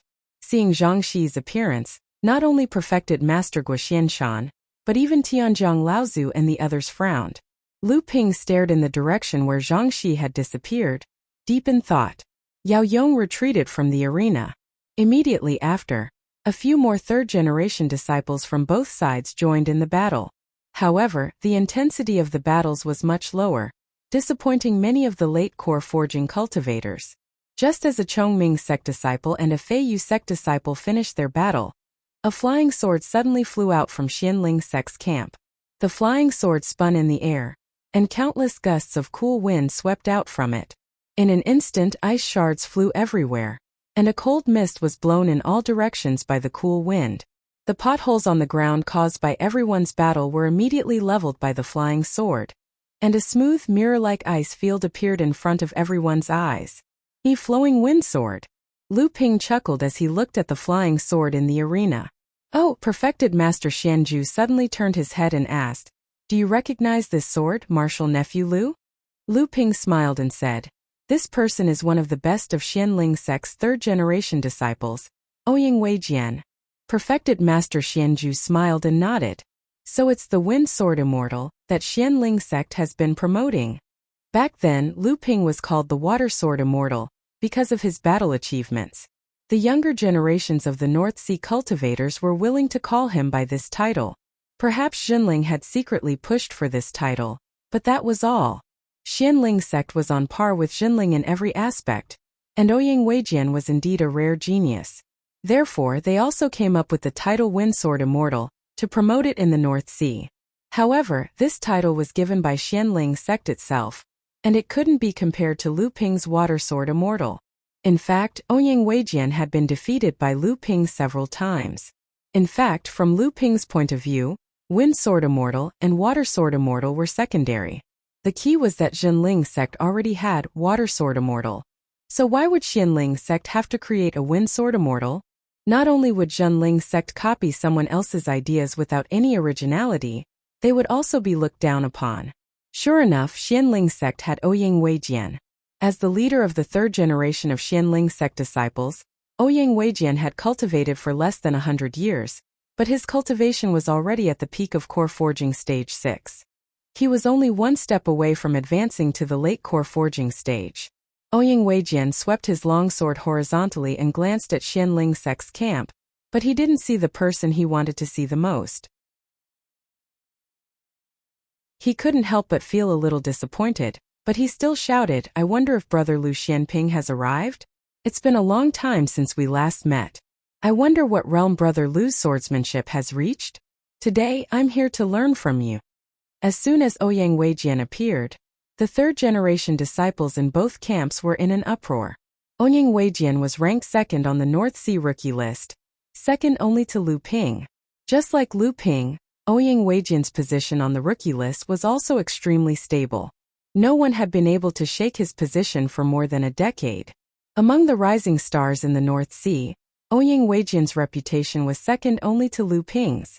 Coupled with Xianling sect's deliberate promotion, Ouying Weijian challenged many mid-stage core forging stage experts from various sects in the North Sea. He even challenged late-stage core forging stage cultivators several times. Although he didn't achieve the same result as Lu Ping, who killed a 7th-layer core forging stage demon cultivator with a cultivation of 5th-layer core forging stage, he was able to escape unscathed from a late-stage core forging stage cultivator regardless of the outcome. The Wind Sword Immortal challenging the Water Sword Immortal was something that the third-generation disciples were very interested in. All along, the Water Sword Immortal Lu Ping had been a lofty existence in the rookie list. Cultivators like Songhai sect's perfected Shangwu, who wanted to challenge Lu Ping, were undoubtedly ridiculous in the eyes of the cultivators in the top 10 of the rookie list. It wasn't impossible to challenge Lu Xianping, but one had to have the strength to challenge a late-stage core forging stage cultivator first. In the North Sea's rookie list, the only one who could challenge Lu Xianping was Ouyang Weijian. Ouyang Weijian was very disappointed when he didn't see Lu Ping in Jinling's group. He smiled and said, "What a pity. I thought I could have a chance to spar with Brother Lu's swordsmanship, but it seems I won't have the chance. It's a pity that other than Brother Lu, no one in Jinling is worthy to spar with me." In the void above Jinling's group, not only the late-stage core forging stage second-generation disciples, but even Xian Hui, Xian Zhu, and the other late-stage core forging stage third-generation disciples also looked at Lu Ping. Unexpectedly, Lu Ping just smiled and acted as if he didn't hear Ouyang Weijian's provocation. Xianzhu Daoist couldn't help but say, "This Ouyang Weijian is too arrogant. He really thinks he's a sword immortal. Junior brother Lu, are you going to let this Ouyang Weijian continue to be so arrogant?" Lu Ping looked at Xianzhu Daoist and couldn't help but laugh. He shook his head and said, "It's not worth it." Xianzhu Daoist was stunned. He didn't know what Lu Ping meant. However, the other late-stage core forging stage cultivators looked a little disappointed. Only the four Laozu and Daoist Gua Xianshan, whose cultivation was sealed, knew what Lu Ping meant by "it's not worth it." Before Lu Ping advanced to the late-stage core forging stage, his cultivation had always been lower than Lu Ping's. At that time he was already not Lu Ping's opponent. Now that Lu Ping's cultivation had surpassed Ouyang Weijian and advanced to the late-stage core forging stage, Ouyang Weijian was no longer qualified to be called an opponent in Lu Ping's eyes. When Lu Ping came to Frost Island, many cultivators in Jinling had seen it. Although they didn't know why Lu Ping didn't come out to fight, Ouyang Weijian's repeated provocations had long since aroused the indignation of the cultivators in Jinling. Ji Xianxian jumped out from Jinling's group, pointed at Ouyang Weijian and said, "Ouyang Weijian, you sure talk big. As far as I know, you've lost to senior brother Lu more than once. Now, you're shamelessly boasting that no one in the same generation can spar with you. May I ask brother Ouyang, do you know what shame is?" Ji Xianxian usually looked obedient and quiet, but when he flew into a rage, his mouth was never ambiguous when it came to insulting others. These insults that seemed to expose one's past immediately angered Ouyang Weijian. Back then, during Laozu Lu Tianling's Dharma Manifestation Assembly, Ouyang Weijian, who had advanced to the mid-stage core forging stage, was defeated by Lu Ping, who had merely reached the third level of core forging stage. Although Ouyang Weijian's previous words were meant to provoke Lu Ping, they were still arrogant words. Ji Xianxian was delighted when he saw that his words had angered Ouyang Weijian to the point that his entire body was trembling. He continued to say, "With senior brother Lu's current cultivation, I'm afraid it's beneath him to fight you. If you continue to provoke me, then I'll reluctantly fight you." Ouyang Weijian laughed out of extreme anger and said, "Ji Xianxian, you sure have a good plan. Do you think you can take advantage of me by angering me? Then I'm afraid I'll have to disappoint you. I, Ouyang Weijian, might not have improved in challenging the experts of the Northern Sea in these past few decades, but it hasn't reached the point where I'll lose my reason with just a few words from you." Ji Xuanxuan's heart sank, yet he still said, "It's not the first time we've fought. Today, allow me to experience brother Ouyang's great moves once more." Ouyang Weijian glanced at Ji Xianxian in disdain and said, "It's not that I'm looking down on you.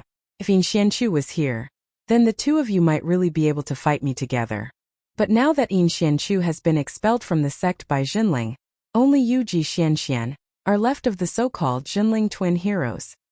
I, Ouyang Weijian, really can't look down on you." On the Northern Sea's rookie rankings, Ji Xianxian was ranked 10th, and Yin Xianchu was ranked 9th.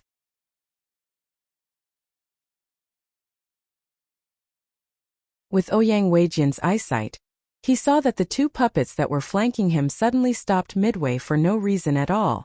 This flaw was immediately seized by Ouyang Weijian.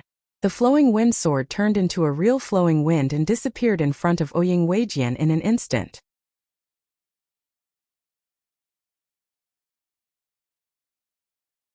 Chapter 599. In a battle between experts, everything was decided by the slightest hair. Ouyang Weijian had accurately pointed out the biggest flaw in Ji Xuanxuan's cultivation, causing him to feel as if he had been struck by lightning. Ouyang Weijian took the opportunity to turn the flowing wind sword into a flowing wind, And when it appeared again, it was already in front of Ji Xuanxuan's chest. Ji Xianxian turned pale with fright, and a huge shield immediately appeared in front of him, shielding his entire body behind it. Ding! A crisp sound rang out. Although the flowing wind sword was only a slender flying sword, the force on the sword caused Ji Xuanxuan's body to sway uncontrollably. The two puppets on his left and right were also affected by this, causing them to stumble.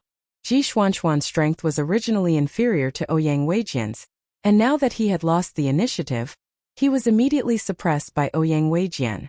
Fortunately, Ji Xuanxuan's strength had increased over the years, and with his cultivation at the 5th level of core forging, Ouyang Weijian wouldn't be able to completely defeat him in a short period of time. Even so, the cultivators in both camps could see that Ji Xuanxuan's defeat was only a matter of time. Lu Ping frowned as he watched the battle between Ouyang Weijian and Ji Xianxian below. At this moment, although Ji Xuanxuan's cultivation had already advanced to the 5th level of core forging, from the aura around him, it was obvious that he hadn't advanced for long. Ji Xianxian and Yin Xuanchu's cultivation had always been similar, but in the past few years, Yin Xuanchu's growth and strength in the Eastern Sea had far surpassed Ji Xuanxuan's. Ji Xianxian, on the other hand, was clearly somewhat infatuated with the creation of puppets, and didn't attach much importance to the growth of his own strength. However, this was more or less the tradition of the puppet pavilion. During the early stages of cultivation, the strength of the cultivators of the puppet pavilion increased extremely quickly due to the use of puppets. Often they could rely on the strength of puppets to jump ranks and challenge opponents. It was precisely because of this that the cultivators of the puppet pavilion were infatuated with refining even more powerful puppets, neglecting that the growth of one's own cultivation was the foundation for a cultivator to gain a foothold in the cultivation world. With the growth of a cultivator's cultivation base, a cultivator's strength would become more reliant on their mastery of magic techniques and life-bound magic treasures. Puppets, which could only be used for fierce attacks, would become increasingly less useful to cultivators. As for the cultivators from the puppet pavilion, they gradually lost their advantage when compared to cultivators of the same level. Not only did Ouyang Weijian's flying sword turn into a stream of wind, his body had also turned into a stream of wind that was everywhere, causing Ji Xianxian to have no way of grasping his whereabouts. The two puppets in his hands were being toyed with by Ouyang Weijian in midair, while Ji Xianxian himself had become the target of Ouyang Weijian's flowing wind sword. He could only rely on the huge shield in his hand to desperately block.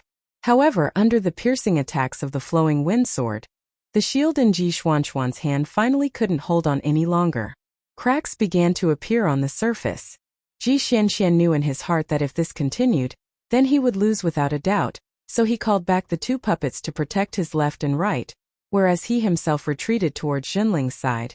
Yet he said, Ouyang Weijian, consider yourself formidable today. Once I return to cultivate for a while, I'll surely beat you to the point of kneeling and begging for mercy next time. Humph! Ouyang Weijian let out a cold snort.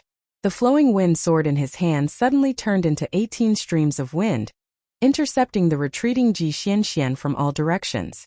This was one of the two great divine abilities contained within the merry 18 swords of wind that Ouyang Weijian grasped, and it was called the Great Wind Divine Ability. Obviously, he didn't want Ji Xianxian to escape so easily. What Ji Xianxian said just now was actually admitting defeat. It was just that Ji Xuanxuan's mouth had always been vicious, and he wasn't willing to admit defeat.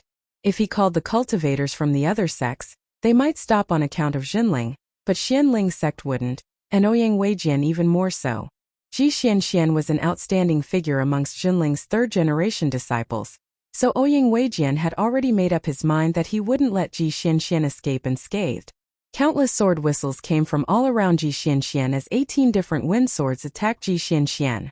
Ji Xuanxuan's expression changed greatly, and one of his shields suddenly turned into 6 pieces that revolved around Ji Xianxian, protecting him within. However, the two puppets around him didn't even wait for him to withdraw before they were smashed into pieces by the tyrannical sword intent contained within the omnipresent flowing wind. 70% of Ji Xuanxuan's abilities were on his puppets. Seeing that 2 of his puppets had been destroyed, blood immediately flowed out of Ji Xuanxuan's mouth. Under the protection of the 6 small shields, his body quickly flew towards Jinling's camp. However, after Ouyang Weijian destroyed Ji Xuanchuan's puppets, he still didn't defend himself. The flowing wind sword chased after Ji Xuanchuan's back and stabbed towards his heart. Just as the flowing wind sword was about to pierce Ji Xuanchuan's back, countless trees and brambles suddenly rose from the ground behind Ji Xianxian. In an instant they turned into a wall of trees, blocking all of the whistling wind outside the forest. Seeing that Ji Xianxian had taken the opportunity to escape back to Jinling's camp, Ouyang Weijian knew that he no longer had a chance. Thus, he extended his hand and waved. Countless streams of wind retreated from the forest and once again gathered in his hand, gradually transforming into a green flying sword. From Jinling's camp, a cultivator in his 30s who was dressed like a scholar walked out. When Ouyang Weijian saw this person, his eyes narrowed. The cultivator cupped his hands towards Ouyang Weijian and said, "Both sides are fighting without killing each other. My junior brother Ji has already admitted defeat, yet you are still chasing after him. Clearly, you want to kill my junior brother Ji. I am untalented. Although I am still a third-generation disciple, I have cultivated nearly 100 years more than Spiritual Master Ouyang. I would like to shamelessly seek guidance from Spiritual Master Ouyang. I hope that you will not be stingy with your guidance." Ouyang Weijian looked at the person in front of him. He could feel that although this person's cultivation level was the same as his, the person's true essence was incomparably thick. It was obvious that he was Jinling, a cultivator who had been stuck at the 6th layer of the core forging realm and had yet to break through. There were a few cultivators like this in Xianling sect, but most of them were like this cultivator in front of him because they wanted to find a high-grade and more suitable heaven and earth spirit treasure to help them advance to the late core forging realm in preparation for advancing to the transcendence realm in the future. These cultivators didn't do so because they were weak. On the contrary, these cultivators didn't hesitate to lower their cultivation speed for their future achievements. After enduring for decades, their foundation was unfathomable, and Ouyang Weijian had no choice but to treat them with caution. At this time, a cultivator from Xianling sect who already knew this person told Ouyang Weijian about his background. Ouyang Weijian's heart trembled, but he still smiled and said, "I was wondering who it was. So it's Zhang Tianlin, Laozu's eldest disciple, Spiritual Master Xiantian." Spiritual Master Xiantian. 100 years ago, he was also an all-powerful figure on the North Sea's rookie list. He was also one of the top 10 on the rookie list. However, back then the rookie list wasn't as competitive as it was now. The top 25 cultivators on the list were all in the mid-core forging realm. This was something that wouldn't have happened in Spiritual Master Xuantian's time. Spiritual Master Xiantian smiled faintly. Although he thought that his cultivation level was only on par with Ouyang Weijian's, he had accumulated more than 100 years of cultivation. Even if he defeated Ouyang Weijian, he would still lose face. It was just that today, he heard that junior brother Lu Xianping had arrived, but he still hadn't shown up. Under such circumstances, the only people who could be on par with Ouyang Weijian were the few third-generation disciples who had delayed advancing to the late core forging realm because they were waiting for a suitable heaven and earth spirit treasure. Just as Spiritual Master Xiantian was about to attack, he suddenly heard a sigh coming from the sky. Spiritual Master Xuantian's face lit up. He smiled at Ouyang Weijian and retreated. Ouyang Weijian remembered the person who sighed. He looked up at the sky and coldly said, "So Brother Lu has arrived long ago. Why didn't you show up? Why did you watch your junior brother be defeated by me? Could it be that with Brother Lu's cultivation, you want to make your junior brother consume my Zhanyuan first and then win?" Lu Ping's figure still hadn't appeared in the sky. Lu Ping didn't care about Ouyang Weijian's sarcasm. He faintly said, "I originally didn't want to pay attention to you, but Brother Ouyang kept forcing me, so I had to make a move. Since Brother Ouyang has just fought with junior brother Ji, I don't want to take advantage of Brother Ouyang. Let's decide the outcome with one move." Ouyang Weijian was furious when he heard Lu Ping's words. Deciding the outcome with one move meant that Lu Xianping was confident he could defeat him in one move. Not only Ouyang Weijian, but the spectators from Jinling, Xianling, and other sects were also in an uproar. Deciding the outcome with one move? This Lu Xianping was really arrogant. Ouyang Weijian was already arrogant, but now someone even more arrogant had appeared. In the sky shrouded in green mist, spiritual master Xianju frowned and said, "Junior brother, how confident are you?" Lu Ping looked up and found that it wasn't just spiritual master Xianju, but the other cultivators also had ugly expressions. They all felt that Lu Ping was being too arrogant. Spiritual master Guoxianshan thought for a moment and said, "If that's the case, it'll be a bit unfair." The crowd didn't know what spiritual master Guoxianshan meant, but Lu Ping and the four Laozu knew what he meant. Spiritual master Guoxianshan was saying that if Lu Ping fought with his late core forging cultivation, it would be an unfair win. Lu Ping flashed a reassuring smile at Guoxianshan and pointed his finger at Ouyang Weijian. A golden light flashed and disappeared. Although Lu Ping's words were arrogant, after Lu Ping finished speaking, all the cultivators looked expectantly in the direction where Lu Ping's voice came from. They all wanted to see if the famous Water Sword Immortal could defeat the Wind Sword Immortal in one move. Suddenly, a golden light flashed in the sky. He made his move. Ouyang Weijian's heart tightened. All he could focus on was the golden light in the sky. He made his move. The cultivators from the various sects were excited.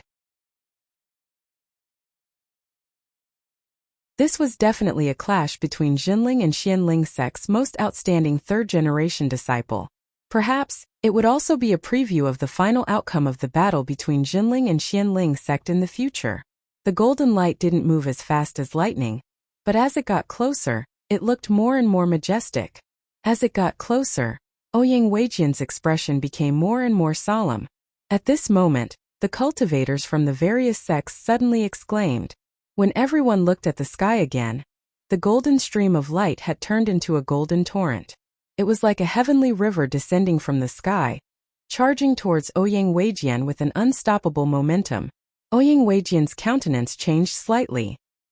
He saw the loud sound of flowing water slapping against the reef suddenly ring out in the golden sky. As it expanded and contracted, it seemed as if it was scouring the invisible banks on both sides of the river. Piles of golden waves rolled up, bringing with them the chill of sword light. Rocks pierced through the sky, waves beat against the shore, and 1,000 piles of snow were swept up. This was the true power of the Great River Flow's East Sword technique. This was the true power that Lu Ping had comprehended from the process of celestial phenomenon Laozu fighting against the lightning tribulation river. The true Great River Flows East was a combination of rocks piercing sky sword technique, raging waves crashing shore sword technique, and 1,000 piles snow sword technique. Only then could the true power of this set of sword techniques be unleashed and become a powerful sword technique. In the past, Lu Ping hadn't completely figured this out. Lu Ping had only used the 6 sword techniques recorded in the North Sea Wave listening formula to practice, and Lu Ping had indeed made a name for himself with these 6 sword techniques, gaining the illustrious reputation of the Water Sword Immortal. However, at this moment Lu Ping suddenly realized that he had been completely wrong. His own swordsmanship had taken a detour. These 6 sword techniques were learned step by step. Although Lu Ping practiced them from easy to difficult, he had always neglected the connection between them. Lu Ping hadn't even comprehended the true Great River Flows East sword technique before he started to practice the 100 rivers into the sea sword technique that he shouldn't have practiced in the first place. What's more, he had even practiced the 100 rivers into the sea sword technique, into a powerful sword technique. This couldn't be blamed on Lu Ping. The creation of these 6 sword techniques was obviously the process of the growth of a river. Small streams accumulated into a big river, and the ocean converged into 100 rivers. However, Lu Ping was born in the North Sea. There was no river here for Lu Ping to observe and comprehend. There was only the vast ocean, the surging wind and waves. Although Lu Ping hadn't seen the true vastness of the Great River Flows East, he had first comprehended the 100 rivers into the sea from the boundless ocean. It was unknown whether it was Lu Ping's fortune or misfortune. However, at this moment, Lu Ping's desire to go to the Central Plains was extremely strong. What kind of scene would the true Great River Flows East look like? How was it different from the boundless ocean? Was the true 100 rivers into the sea sword technique really the power of a powerful sword technique? With just the Great River Flows East sword technique, Lu Ping hadn't seen the true majestic scene of the Great River Flows East.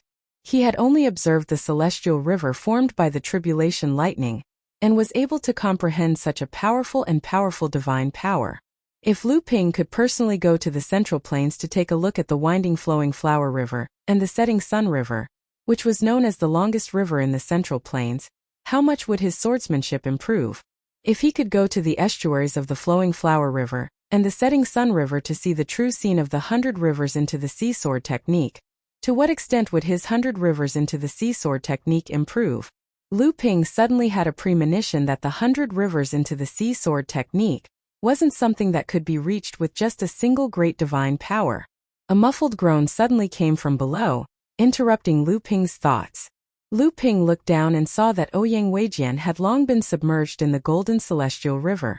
A strange smile appeared on Lu Ping's face. Under the shocked gazes of Daoist Xianzhu and even Daoist Guo Xianshan, he waved his hand and dissipated the golden celestial river. Ouyang Weijian came out in a sorry state. His eyes were filled with disbelief and fear. The surrounding cultivators were completely silent. He really defeated Ouyang Weijian in a single move. They were both at the 6th layer of the core forging realm.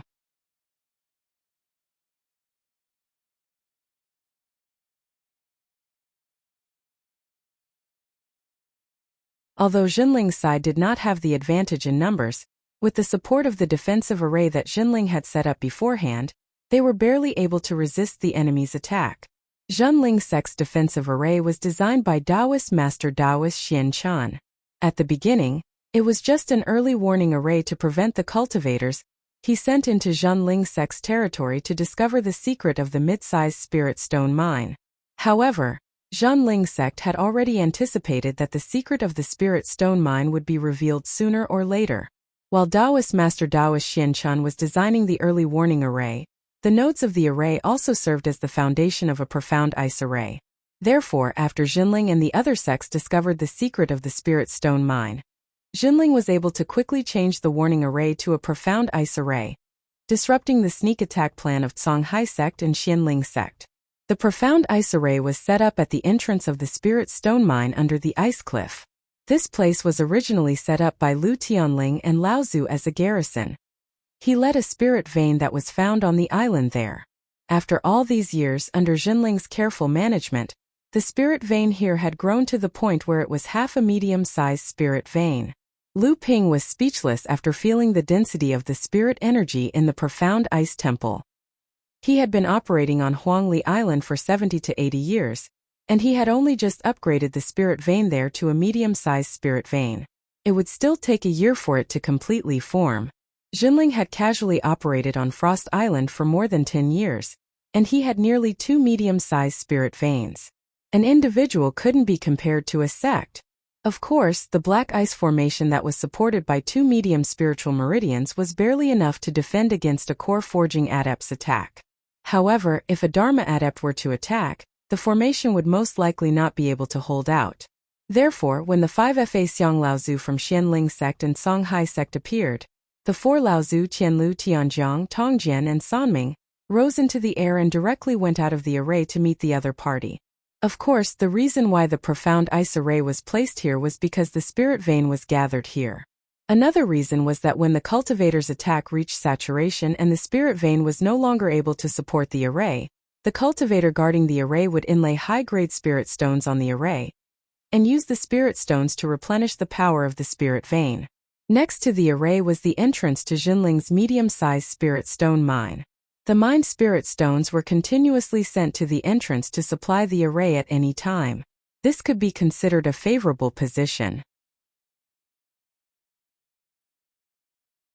Moreover, once Jinling's defense was broken, this spirit stone mine would fall into the hands of other sects sooner or later. Therefore, it was better for Jinling to overload the spirit stone mine now. If the defense succeeded, then it would be fine, but even if it failed, it wouldn't leave any benefits for the other sections. Just as the 4 Laozu exited the array, 4 ice crystal-like shields separated from the profound ice array and formed a crystal shield that protected the 4 Laozu in the center. This was one of the functions of the profound ice array. It allowed some cultivators to borrow the protective power of the array after they exited the array. This way, the cultivators could avoid being attacked passively behind the protective array. This way, the cultivators could be more flexible in dealing with attacks from other places. However, this method of borrowing the power of the array would not only reduce the protective power of the array, but the cultivators who left the array would also not be able to fly too far away. Otherwise, the crystal shield around the cultivator would be broken, and it would be difficult to borrow the protective power of the array. After the 4 Laozu from Jinling's side flew out of the array, 4 faintly discernible crystal lines extended out from the profound ice array and connected with the crystal shield around the 4 Laozu's bodies. It was as if the 4 crystal lines were the foundation of the crystal shield around the 4 Laozu's bodies. After the 9 Laozus disappeared into the sky, the entire sky suddenly changed. One moment it became fiery red, as if fiery meteors were about to fall. The next moment it became pitch black, as if the darkness had returned. A moment later, dark clouds rolled in the sky. A moment later, the clouds were about to disperse. In an instant, a clap of thunder fell from the clear sky. However, after the lightning, it was followed by bowl-sized snowflakes. When the Dharma idol Laozu attacked, it was always accompanied by various celestial phenomena. The moment the Dharma idol Laozu made his move, the cultivators on both sides stopped their attacks. However, a moment later, no one knew who made the first move. But the array surrounding Jinling's side was once again thrown into chaos. A few cultivators from Xianling sect and Songhai sect, who thought they were smart, saw the 4 crystal lines that connected the crystal shield around Dharma idol Laozu's body. Their eyes darted around and they thought that if they cut the 4 lines, the Dharma idol Laozu's side would lose a layer of protection. Without the crystal shield, the Dharma idol Jinling's side would have one less person to rely on. Wouldn't the Dharma idol Laozu's side lose a layer of protection? The Dharma idol Jinling's side was already down by one person. Wouldn't the Dharma idol Laozu's side be completely defeated? At that time, wouldn't they have made a great contribution? The few cultivators looked at each other and immediately realized what they were thinking. They shouted in unison, shook the Dharma treasures in their hands and slashed at the 4 lines. Zhang Shi of the Songhai sect, who was looking for perfected Guoxianshan to fight, saw the foolish actions of these people and hurriedly shouted, "No." However, it was already too late.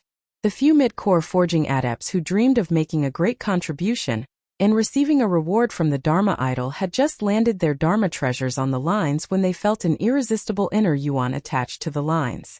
The inner yuan bounced back at their Dharma treasures. The expressions of the few cultivators changed. Without waiting for them to do anything, they retracted the Dharma treasures in their hands. These few Dharma treasures were shattered by the strong inner yuan that bounced back at them.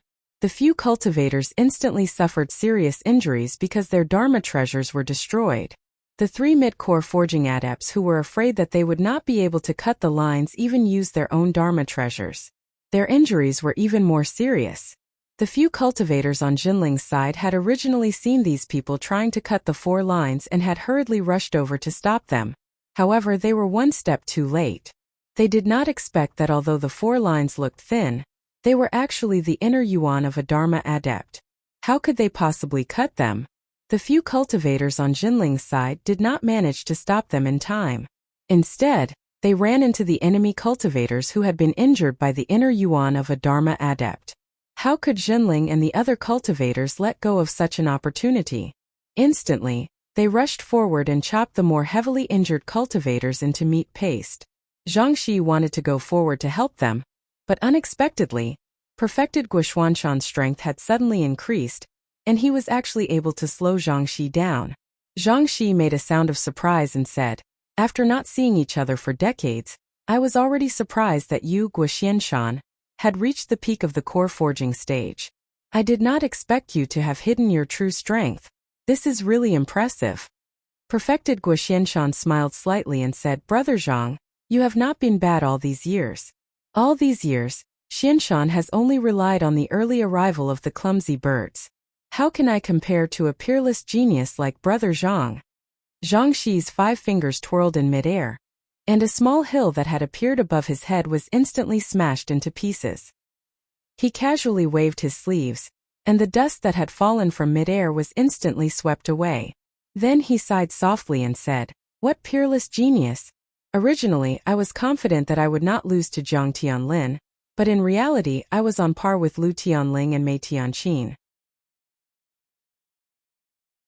Unexpectedly, after not seeing each other for decades, the three of them have already reached the Dharma stage, and I am still one step behind. Perfected Guoxianshan did not speak anymore, and began to focus on the battle with Zhang Xi. Although perfected Guoxianshan had sealed his own cultivation and could only fight with Zhang Xi at the peak of the core forging stage, he was still a true Dharma adept Laozu. Even if he was fighting with the peak of the core forging stage, his strength was still much stronger than when he was at the peak of the core forging stage. However, the truth was that Zhang Xi had the upper hand at this moment. When the cultivators on Jinling's side saw that the four threads that connected Laozu to their side could not be cut off, many of the more courageous cultivators flew out of the formation and were immediately covered by a layer of crystal shields. The cultivators on Jinling's side were overjoyed, and with the help of the crystal shields, they launched a counterattack against the cultivators of Xianling sect and Songhai sect. Lu Ping immediately flew out of the crystal shield and covered himself with the crystal shield. Then, he directly pounced on a Xianling sect cultivator at the 6th stage of the core forging stage.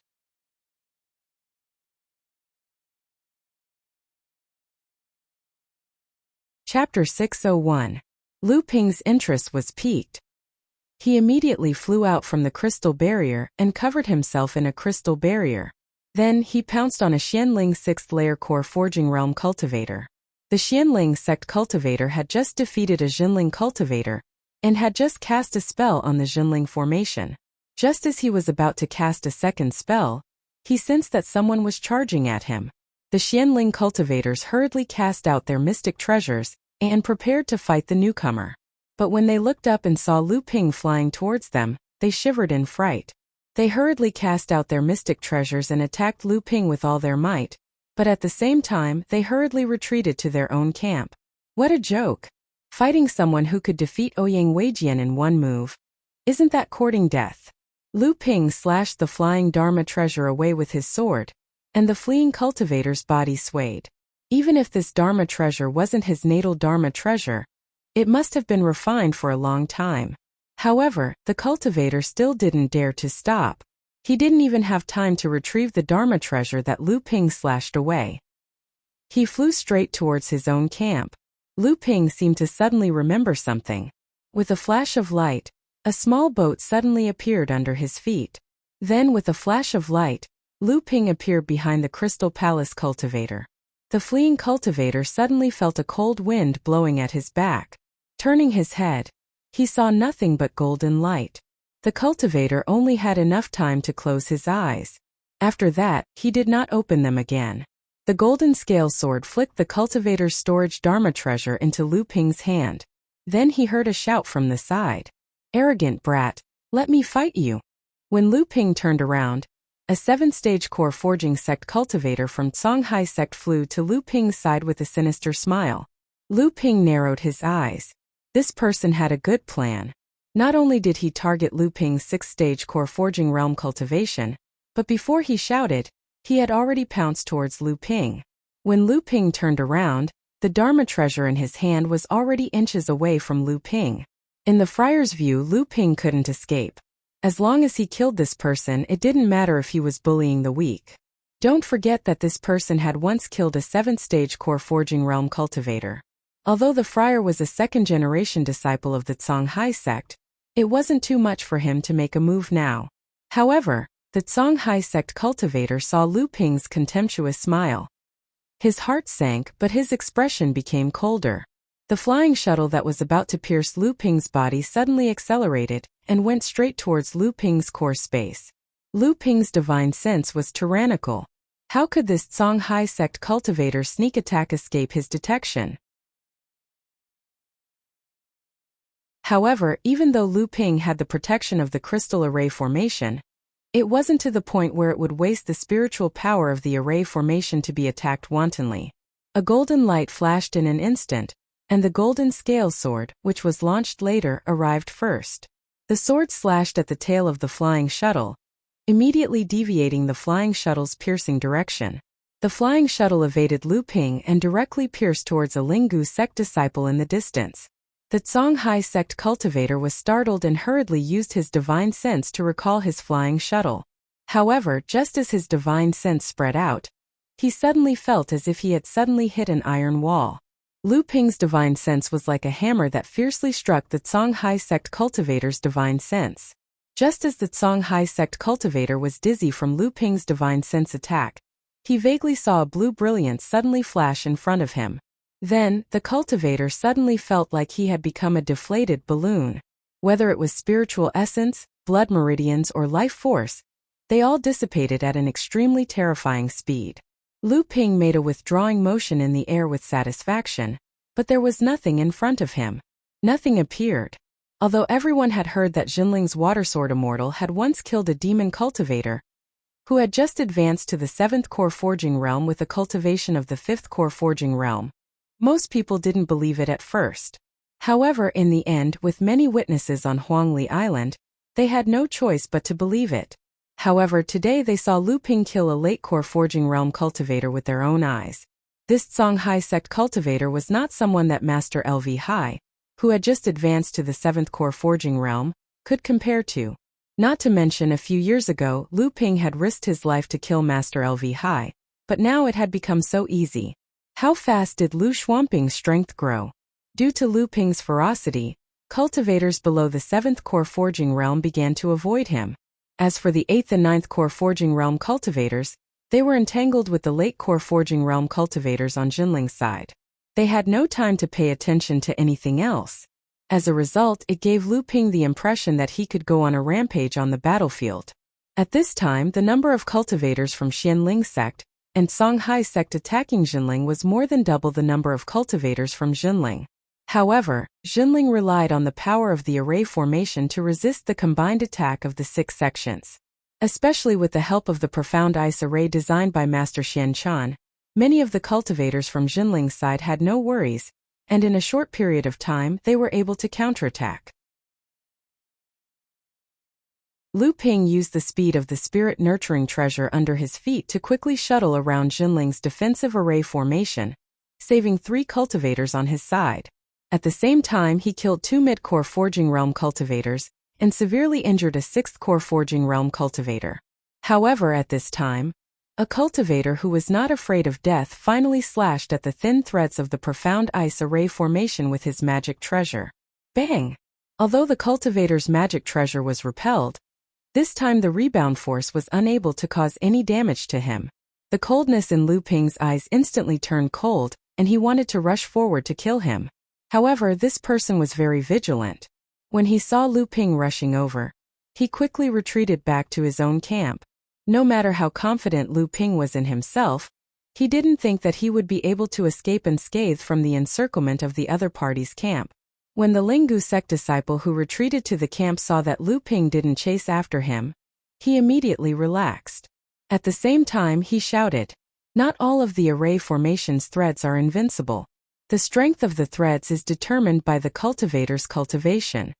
Since the beginning of the battle, Jinling's side had not fallen into a disadvantageous position by relying on their protective array formation. However, after that Linggu sect cultivator guessed the function of the threads, the opposing cultivators all surged forward, preparing to attack the threads of the array formation. They would first shatter the profound ice barriers of the other cultivators. Taoist Master Xianju, who was in charge of the affairs of the core forging cultivators, saw that the other party had already noticed the effect of the thread. At this time, there were still many cultivators who turned a blind eye to the dissipation of their protective barriers. The disciples whose threads have been cut quickly returned to the array formation. All the cultivators below the mid-stage core forging stage quickly returned to the sect. The operation of the array formation is too strenuous. The array formation is about to weaken. Bang bang bang. The threads behind several mid-stage core forging cultivators were cut. Without the protection of the array formation, the cultivators on Jinling's side quickly suffered casualties. After a cultivator from the Ocean Flame sect avoided the relentless pursuit of a few Jinling disciples, he coldly looked at the protective array formation in front of him. The magic treasure in his hand whistled through the air, causing the entire array to shake. The eyes of the cultivator from the Ocean Flame sect lit up and he immediately shouted, Attack their array formation. Ignore those who walk out of the array formation. The more cultivators that walk out, the weaker their array formation will be. By now, Jinling's side had also realized the problem. When the mid-stage core forging cultivators heard Taoist Master Xianju's words and heard the clamor of the Ocean Flame sect cultivators, they all returned to the mystical ice array. Without these cultivators weakening the array formation, the power of the mystical ice array increased once again. A cultivator from the Shui Yin Pavilion also broke through the blockade of Jinling's side. He struck the mystical ice array with his magic treasure, but it only caused a shallow ripple. It was far less effective than the attacks of the Ocean Flame sect cultivators. As a result, the cultivators on Jinling's side who went out to fight were only the 4 Laozu, the late-stage core forging cultivator, and Lu Ping. The other cultivators obediently returned to the mystical ice array, relying on the protection of the array formation to resist the enemy's attacks. Just as the two sides were once again in a stalemate, a powerful pressure suddenly rose from Xianling's camp, pressing down on the cultivators on Jinling's side in the mystical ice array. Even with the protection of the array formation, many of the mid-stage and early-stage core forging cultivators turned pale from the pressure. A Dharma adept. Not only did Jinling's side have a Dharma adept hiding in Xianling's camp, even the cultivators from Songhai sect were not in a good mood. Xianling's sect had gained another Dharma adept, which meant that Songhai sect's dream of replacing Xianling's sect as the second largest sect in the North Sea would have to be delayed again. Who was this person? Just when everyone was guessing, a green sword light tore through the sky and slashed one of the threads in the middle. Oh no, it's Uncle Fornax's mystical ice shield. Senior brother Gua. Enlightened Master Xianju cried out to Enlightened Master Gua Xianshan for help, obviously asking him to release the seal on his cultivation. However, Enlightened Master Gua Xianshan did not seem to hear him. He was still focused on fighting Zhangxi with his peak core forging cultivation. Just then a clear whistle sounded. A middle-aged cultivator with a long beard flew out from Xianling's camp. He pointed his finger and the green sword light slashed at another thread. That was Yujin sect's mystical ice shield. Laozu's mystical ice shield. Lin Xuqing. Enlightened Master Xianju was not the only one who cried out in shock. Even Lu Ping recognized this late core forging cultivator from Xianling sect, the one who made things difficult for him at Tianling's master's wedding.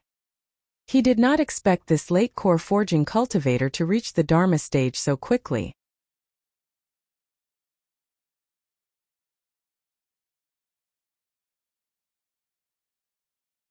Chapter 602. Lin Xuqing had already reached the Dharma stage, and Xianling sect now had 7 Dharma adepts Laozu. The moment Lin Xuqing appeared, the Xianling sect cultivators cheered and their morale soared. On the other hand, the cultivators on Jinling's side were filled with despair. Under these circumstances, the appearance of a Dharma adept Laozu in a local camp meant something that all the core forging cultivators knew very well. Just as Lin Xuqing's green flying sword was about to slash at the thread connecting Laozu's profound ice shield, perfected Master Gua Xianshan, who was fighting Zhangxi, suddenly released an aura that was even stronger than Lin Xuqing's. Dharma adept. Our sect has also hidden a Dharma adept. Jinling's fall caused him to climb to the highest peak. This time Gua Tianshan Laozu no longer hit his cultivation base. He pushed his palms towards Zhangxi, and each of his palms turned into a small mountain that slammed towards Zhangxi. After unleashing this attack on Zhangxi, a Dharma treasure the size of a mountain suddenly rose above Gua Tianshan Laozu's head, and collided with Lin Xuqing's green flying sword. So even you have reached the Dharma stage. Zhangxi let out a strange cry. It was hard to tell if his voice was filled with disappointment or envy, but he didn't dare to slow down. Even though he was facing a Dharma adept Laozu's attack, Zhangxi wasn't afraid at all. Suddenly, a pair of Dharma treasures that looked like knives and swords appeared in his hands. Zhangxi threw the 2 Dharma treasures into the air. Immediately, the 2 mountains formed from Gua Tianshan Laozu's inner yuan danced rapidly in the air. Seeing but not seeing was exasperating. Hearing but not hearing was exasperating. The 2 rapidly dancing blades did not make any sound, nor did any divine power come from the 2 blades. However, every time the blades moved, a ridge would be cut off from the 2 mountains. As the blades moved faster and faster, more and more ridge was cut off from the mountain, and the two mountains shrank rapidly. However, these two mountain peaks were, after all, spells cast by Fa Xiang Laozu. Although Zhang Xi's cultivation was second to none in the core forging stage, as the mountain continued to shrink, it became more and more difficult for the two sharp blades to cut through the mountain peaks. Lin Xuqing's green flying sword was hit by the flying peak, a spirit-nurturing magic treasure of Guotianshan Laozu. It hurriedly used the flying sword's agility to dodge. However, the flying peak had already condensed a second spirit-nurturing magic treasure. Although the green flying sword was also a spirit-nurturing magic treasure, before it could dodge, the flying peak, which was originally 1 foot tall, suddenly grew to 3 feet tall. A yellow light poured down from the flying peak, enveloping the green flying sword in one fell swoop. The green flying sword dashed left and right in the yellow light, but it couldn't break free from the flying peak. On the other side, Zhang Xi saw that he was about to be hit by the two mountains, but he suddenly put his hands together, and the two flying swords that were dancing in the air like gyroscopes suddenly merged together, turning into a sharp blade. The sharp blade shot out a blade light that was 180 feet long and 3 feet wide. Zhang Xi raised his hands high and slashed at the two mountains that were close at hand. The huge blade light in the sky also silently slashed down. Silently, one of the two mountains formed by Zhanyuan condensed Gen Earth essence was suddenly cut in half. Before the mountain fell into the sea, the Gen Earth essence dissipated in the air. The other mountain whistled down, but Zhang Xi didn't have time to recover enough Zhenyuan to slash out a second blade light. He suddenly let out a loud shout and quickly waved his hands twice. The sharp blade light once again slashed at the last mountain, but the power was not the same as the first one. Two large mountain ridges were cut down, but the mountain was only reduced by 1/3. The remaining mountain finally came crashing down on Zhang Xi's head. Zhang Xi's hands drew a semicircle in the air again. The two blades, which were originally joined together, separated and turned into a rapidly spinning cone, drilling towards the bottom of the falling mountain. Zhang Xi jumped up and followed the two light blades towards the falling mountain. The two blades quickly drilled a passage in the middle of the mountain, and Zhang Xi followed the light blades and drilled up the passage. With a loud bang, the mountain fell to the ground, but the top of the mountain was also broken by the two blades. Zhang Xi flew out of the mountain, his face covered in dust. At the same time, he coughed repeatedly. Obviously, although he had just resolved the blow of Gutian Mountain Laozu, he had paid a heavy price. However, without waiting for Zhang Xi to calm down, a shout sounded, and a talisman appeared on top of Zhang Xi's head. Suddenly, a clap of thunder sounded in the sky, and a lightning bolt as thick as a bucket suddenly fell down. Spiritual Master Xuanju, who had been commanding the cultivators of Jinling to defend against the enemy's attacks, had appeared on the battlefield at some point. It was obvious that he was going to beat the enemy when they were down. On the other side, Lin Xuqing Laozu, who had been acting as a surprise attack, had not expected that Jinling's side would also have a hidden Laozu. Now, it seemed that although Guotianshan Laozu had not reached the Dharma plane earlier than him, his strength was obviously higher than his. Caught off guard, Lin Xuqing's green flying sword was firmly locked in the air by Guotianshan's flying sword, unable to break free. Guotianshan Laozu had originally hidden his cultivation because he wanted to seriously injure one of the opponent's Dharma plane Laozu. This way, Jinling's siege on Frost Island would almost be easily resolved. However, after the battle with Zhang Xi, Guotianshan Laozu thought that even if he could not seriously injure one of the opponent's Laozu, as long as he could kill Zhang Xi, it would at least be a huge blow to the Blue Sea sect. However, Guotianshan Laozu and Jinling's side did not expect that Xianling sect also had a hidden Dharma plane Laozu, which completely messed up Jinling's original plan. When Lu Tianling Laozu's Dharma plane meeting was held, Lin Xuqing was only at the 8th level of the core forging realm, and was about to step into the 9th level. At that time, Guotianshan and the others were already preparing to form a 7th level golden core. It had only been a few years, but Lin Xuqing had already advanced to the Dharma plane before Chu Xuanqing, Liang Xianfeng, and the others. Moreover, it seemed that he had advanced through the normal path of forming a 7th level golden core. He did not use any secret arts or external forces. Guotianshan Laozu immediately thought that this must be the Crystal Palace's support for Xianling sect. Then he remembered that when Tianqin Laozu returned to Jinling, he brought news from the East Sea that Xianling sect had followed the Crystal Palace into the secret area of the Fallen Archipelago. He suddenly realized that this Lin Xuqing must have also entered the secret area and used the violent spirit energy there to trigger an opportunity to advance. However, judging from Lin Xuqing's current strength, he was only an ordinary 7th-level golden core. After all, he did not have hundreds of years of accumulation like Guotianshan Laozu, so his strength was still slightly lower. Guotianshan Laozu held Lin Xuqing's flying sword in place and pressed down on the Feilai mountain. Obviously, he wanted to destroy this spirit-nurturing magic treasure. Lin Xuqing had been tricked by Guotianshan. At this moment he could not care less about anything else. He stretched out his hand and shot out a green beam of light. With a loud bang, the Feilai mountain was hit by the green beam of light and shook. Even the yellow light that held the green flying sword in place was shaken. Lin Xuqing was overjoyed. He hurriedly shook the flying sword, trying to break free from the Feilai mountain's suppression. However, after Guotianshan Laozu had advanced to the Dharma plane, his Feilai mountain had once again formed a spirit-nurturing magic treasure. In terms of quality, it was a level higher than the green flying sword. Even though it was hit by the green beam of light, the green flying sword still could not break free from the Feilai mountain's suppression. Lin Xuqing was about to shoot out another green beam of light, but he heard Guotianshan Laozu snort coldly. Guotianshan clenched his right hand into a fist and punched Lin Xuqing. A yellow inner yuan flew out of his right fist and formed a huge golden fist in midair, smashing towards Lin Xuqing's body. Mountain shaking fist. Lin Xuqing let out a strange cry and hit his chest with his right hand.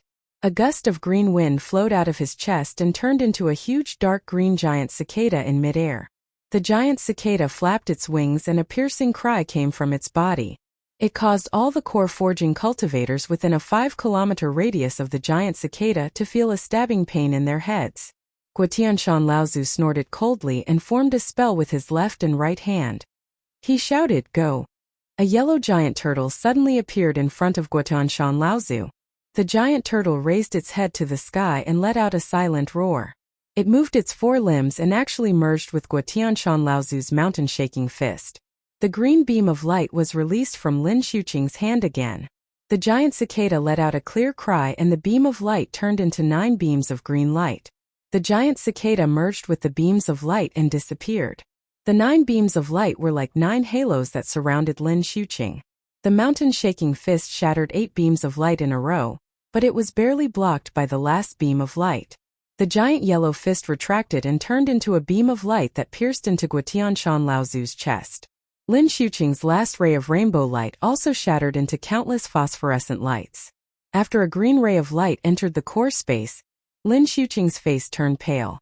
Clearly, he had suffered a loss in the attack that had been infused with their respective Dharma idols. Guotianshan Laozu was about to take advantage of the situation and attack Lin Xuqing Laozu with one blow when a green beam of light suddenly fell from the sky. By the time Guotianshan Laozu noticed it, the beam of light had already joined forces with the green flying sword and overturned the Feilai Peak. The green flying sword took this opportunity to escape from the suppression of the Feilai Peak and returned to Lin Xuqing Laozu's hand. Guotianshan Laozu snorted coldly. When he looked up, the sky had already turned into 2 colors. The green side had dyed 2/3 of the sky, while the remaining 1/3 was firmly guarding the remaining 1/3. The Feilai Peak crashed into the sky, and a pitch-black crack appeared. Guotianshan Laozu followed closely behind the Feilai Peak and disappeared. Lin Xuqing's pale face was filled with anger. The green flying sword cut through the air and disappeared.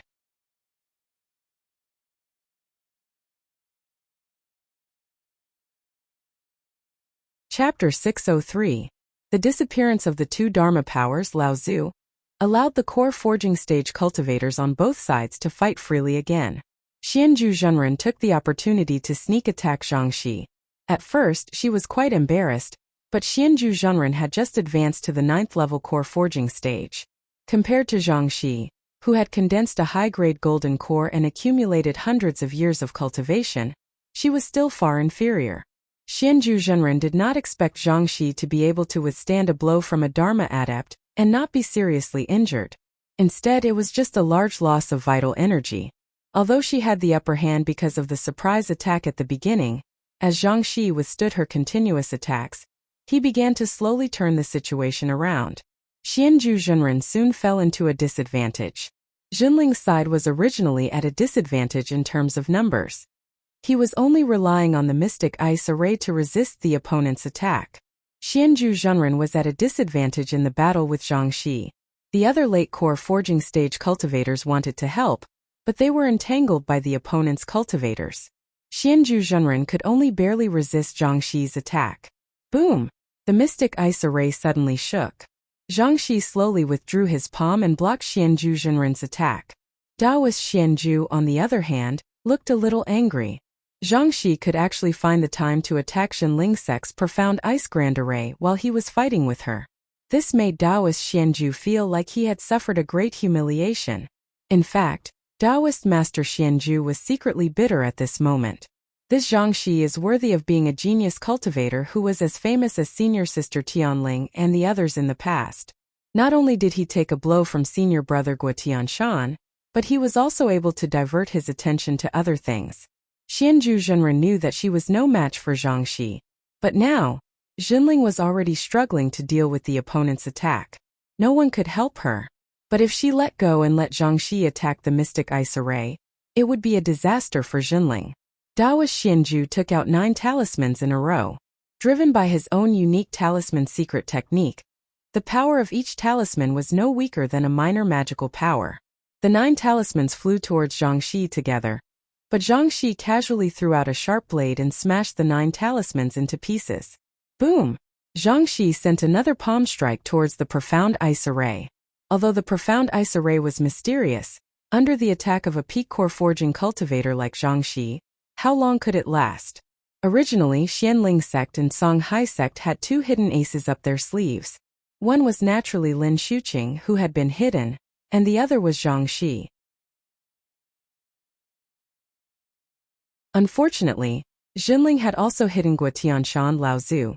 So the main task of breaking Jinling's Profound Ice Array fell on Zhang Xi. As long as Jinling's Profound Ice Array was broken, then Xianling sect and Songhai sect's advantage in numbers would be fully exerted. By then, Jinling would no longer be able to keep the Spirit Stone vein. As long as the North Sea sects successfully suppressed Jinling this time, then the next step would be to suppress Jinling repeatedly. They must stop Jinling's rising momentum. Jinling's rise was too fast. Guo Tianshan was already Jinling's 10th Dharma adept Laozu. If they didn't suppress Jinling, it was highly possible that Jinling sect would become the next Fei Ling sect in the North Sea. Fortunately, although Jinling had many Dharma adepts, there were no peak Dharma adepts. Otherwise, Jinling's position in the North Sea would be even more stable. If that was the case, Songhai sect would probably have to be like Xianling sect and rely on the East Sea or other external forces.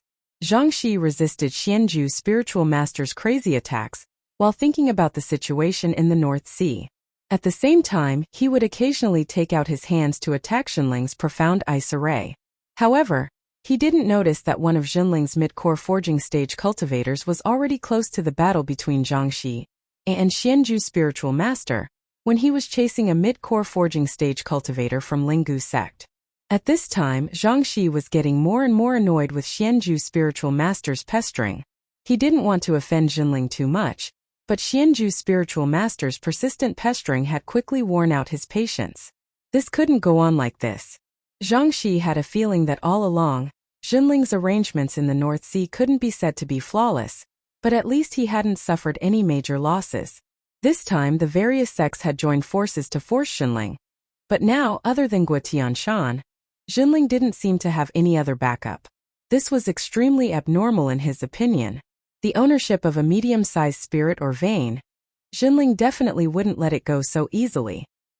He had to break the Profound Ice Array as soon as possible, repel Jinling, occupy the spirit or vein, and make it a fait accompli.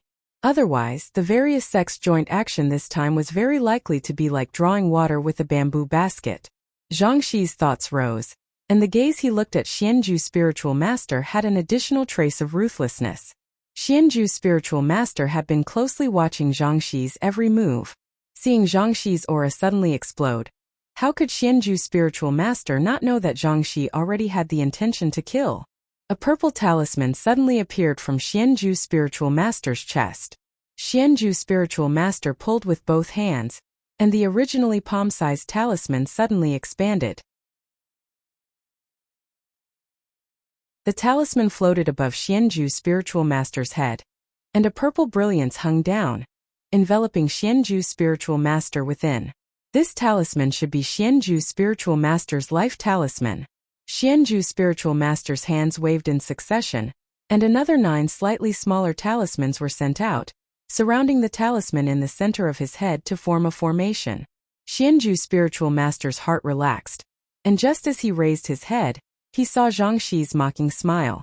Xianju's spiritual master was startled, but he saw Zhang Xi's palms come together, and the 2 sharp blades that had previously been used to block Wu Tianshan and Lao Zu's magical techniques once again combined into a 5-foot-long sword, chopping down towards Xianju's spiritual master's head. Xianju's spiritual master patted the purple talisman above his head, and the surrounding 9 child talismans each emitted a ray of light, and after connecting with the life talisman in the center, they formed a huge purple true essence net. However, the huge sword waved down, and 2 purple rays of light were cut down, and the purple true essence net immediately disintegrated. Xianju's spiritual master flew back, but there was a look of disbelief on his face. Zhang Xi's strength was actually so tyrannical. This was a kind of 9-child origin talisman that he created himself, and it formed a true essence net with his life talisman.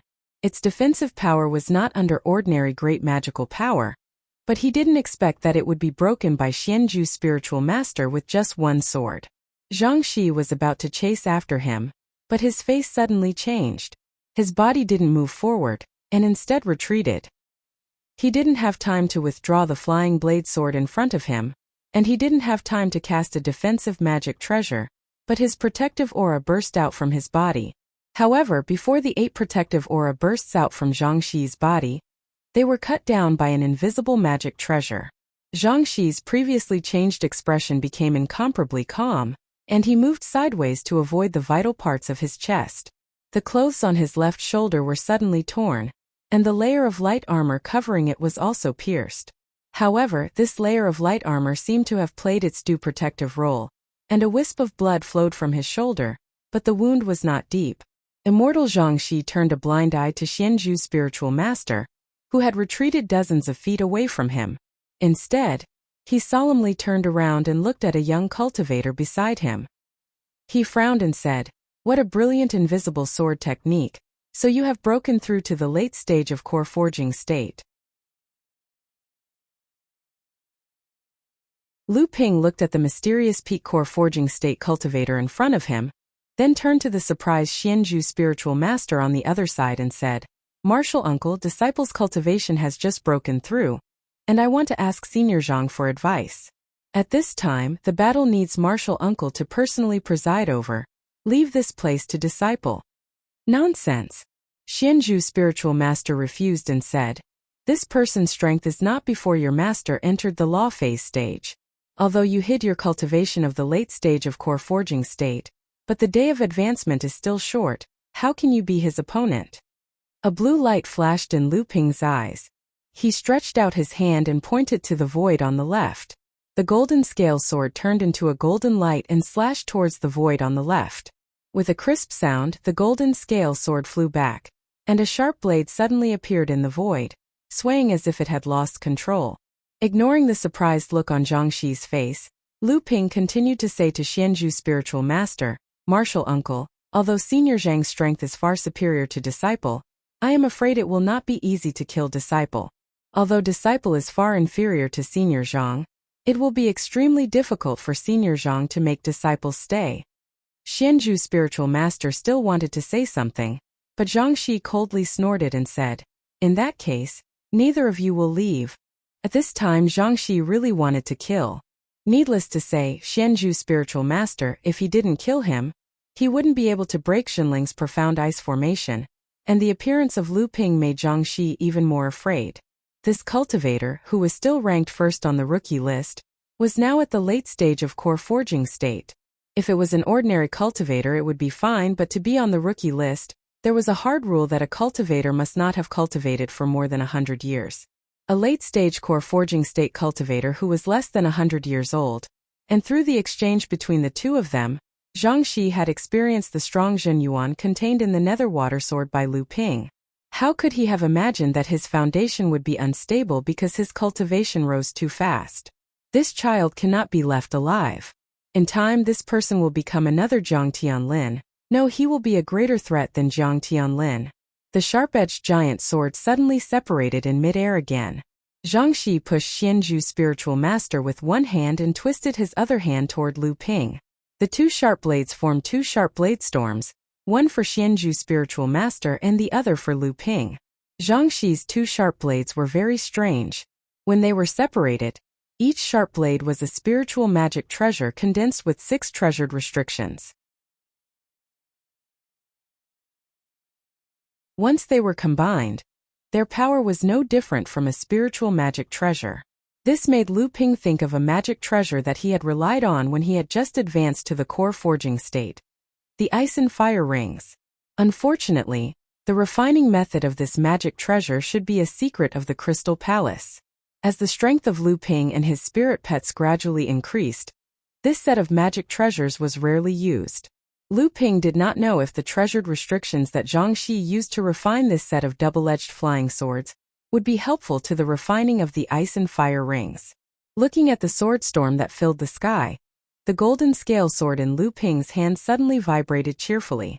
With the gradual growth of the strength of Lu Ping and his spirit pets, this set of magic treasures was rarely used. Lu Ping did not know if the treasured restrictions that Zhang Xi used to refine this set of double-edged flying swords would be helpful to the refining of the ice and fire rings. Looking at the sword storm that filled the sky, the golden scale sword in Lu Ping's hand suddenly made bursts of joyful vibrations. Lu Ping flipped his hand and the golden scale sword sprinkled sword lights that filled the sky, forming a huge golden sword light vortex in front of him. Countless sword lights were arranged in an orderly manner, forming a huge sword array. Zhang Xi's sword storm swept over, but it was surrounded by Lu Ping's great sword array. The intensive sound of metal colliding covered all the sounds made by the nearby cultivators. Many early and middle core forging state cultivators looked in the direction of Lu Ping with a horrified expression. As Daoist Xianzhu blocked Zhang Xi's strike, she looked a bit tired. Obviously, the battle with Zhang Xi over this period of time had consumed a lot of her true essence. However, when Daoist Xianzhu turned to look, her face once again showed an inexplicable affection. Obviously, the battle with Zhang Xi had consumed a lot of her qi. However, when Daoist Xianzhu turned to look, her face once again showed an inexplicable emotion. She saw a golden streamer of light shooting out from the sword array that destroyed Zhang Xi's sword storm, and with lightning speed it stabbed towards Zhang Xi. He was actually able to fight back under Zhang Xi's full power attack. Daoist Xianzhu had a complex expression as she felt the qi in her body dissipating. In a short period of time, no matter how hard she tried, she could not gather enough qi to send out a great magic that could threaten Zhang Xi. Zhang Xi looked at the golden sword light with a dignified expression. He casually stretched out his hand, and a sharp blade pierced through the air, blocking the golden scale sword. His other hand shot out an invisible qi at the other sharp blade.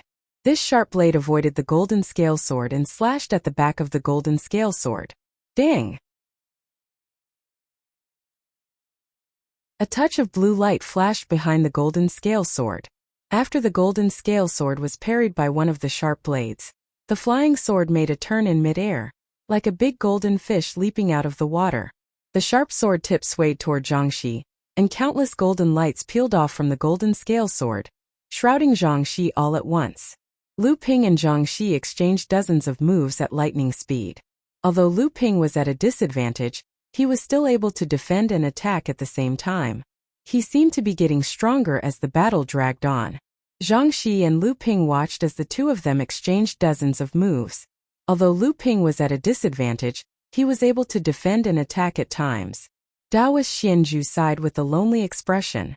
He didn't expect that this martial nephew really had the strength to be on equal footing with the top core forging stage cultivators. Feeling the qi in his body that had been smoothed out, Daoist Xianzhu knew that even if he joined forces with Lu Ping, at most he would only be able to suppress Zhang Xi. It was impossible to seriously injure him, let alone kill him. At this time, Jinling's defense of the profound ice array was repeatedly in danger. Daoist Xianzhu saw that even if Lu Ping was at a disadvantage, Zhang Xi would not be able to do anything to him in a short period of time. Daoist Xianzhu returned to the profound ice array and commanded the cultivators on Jinling's side to resist the attacks of the cultivators of the various sections. You're tuning in to the Li Mei's Wuxia Whispers YouTube channel. We're so grateful for your support, and don't forget to subscribe to join us on this incredible journey through captivating stories. Your generosity through donations truly makes a world of difference, as it's the primary source of revenue that allows me to expand and enhance this channel for you.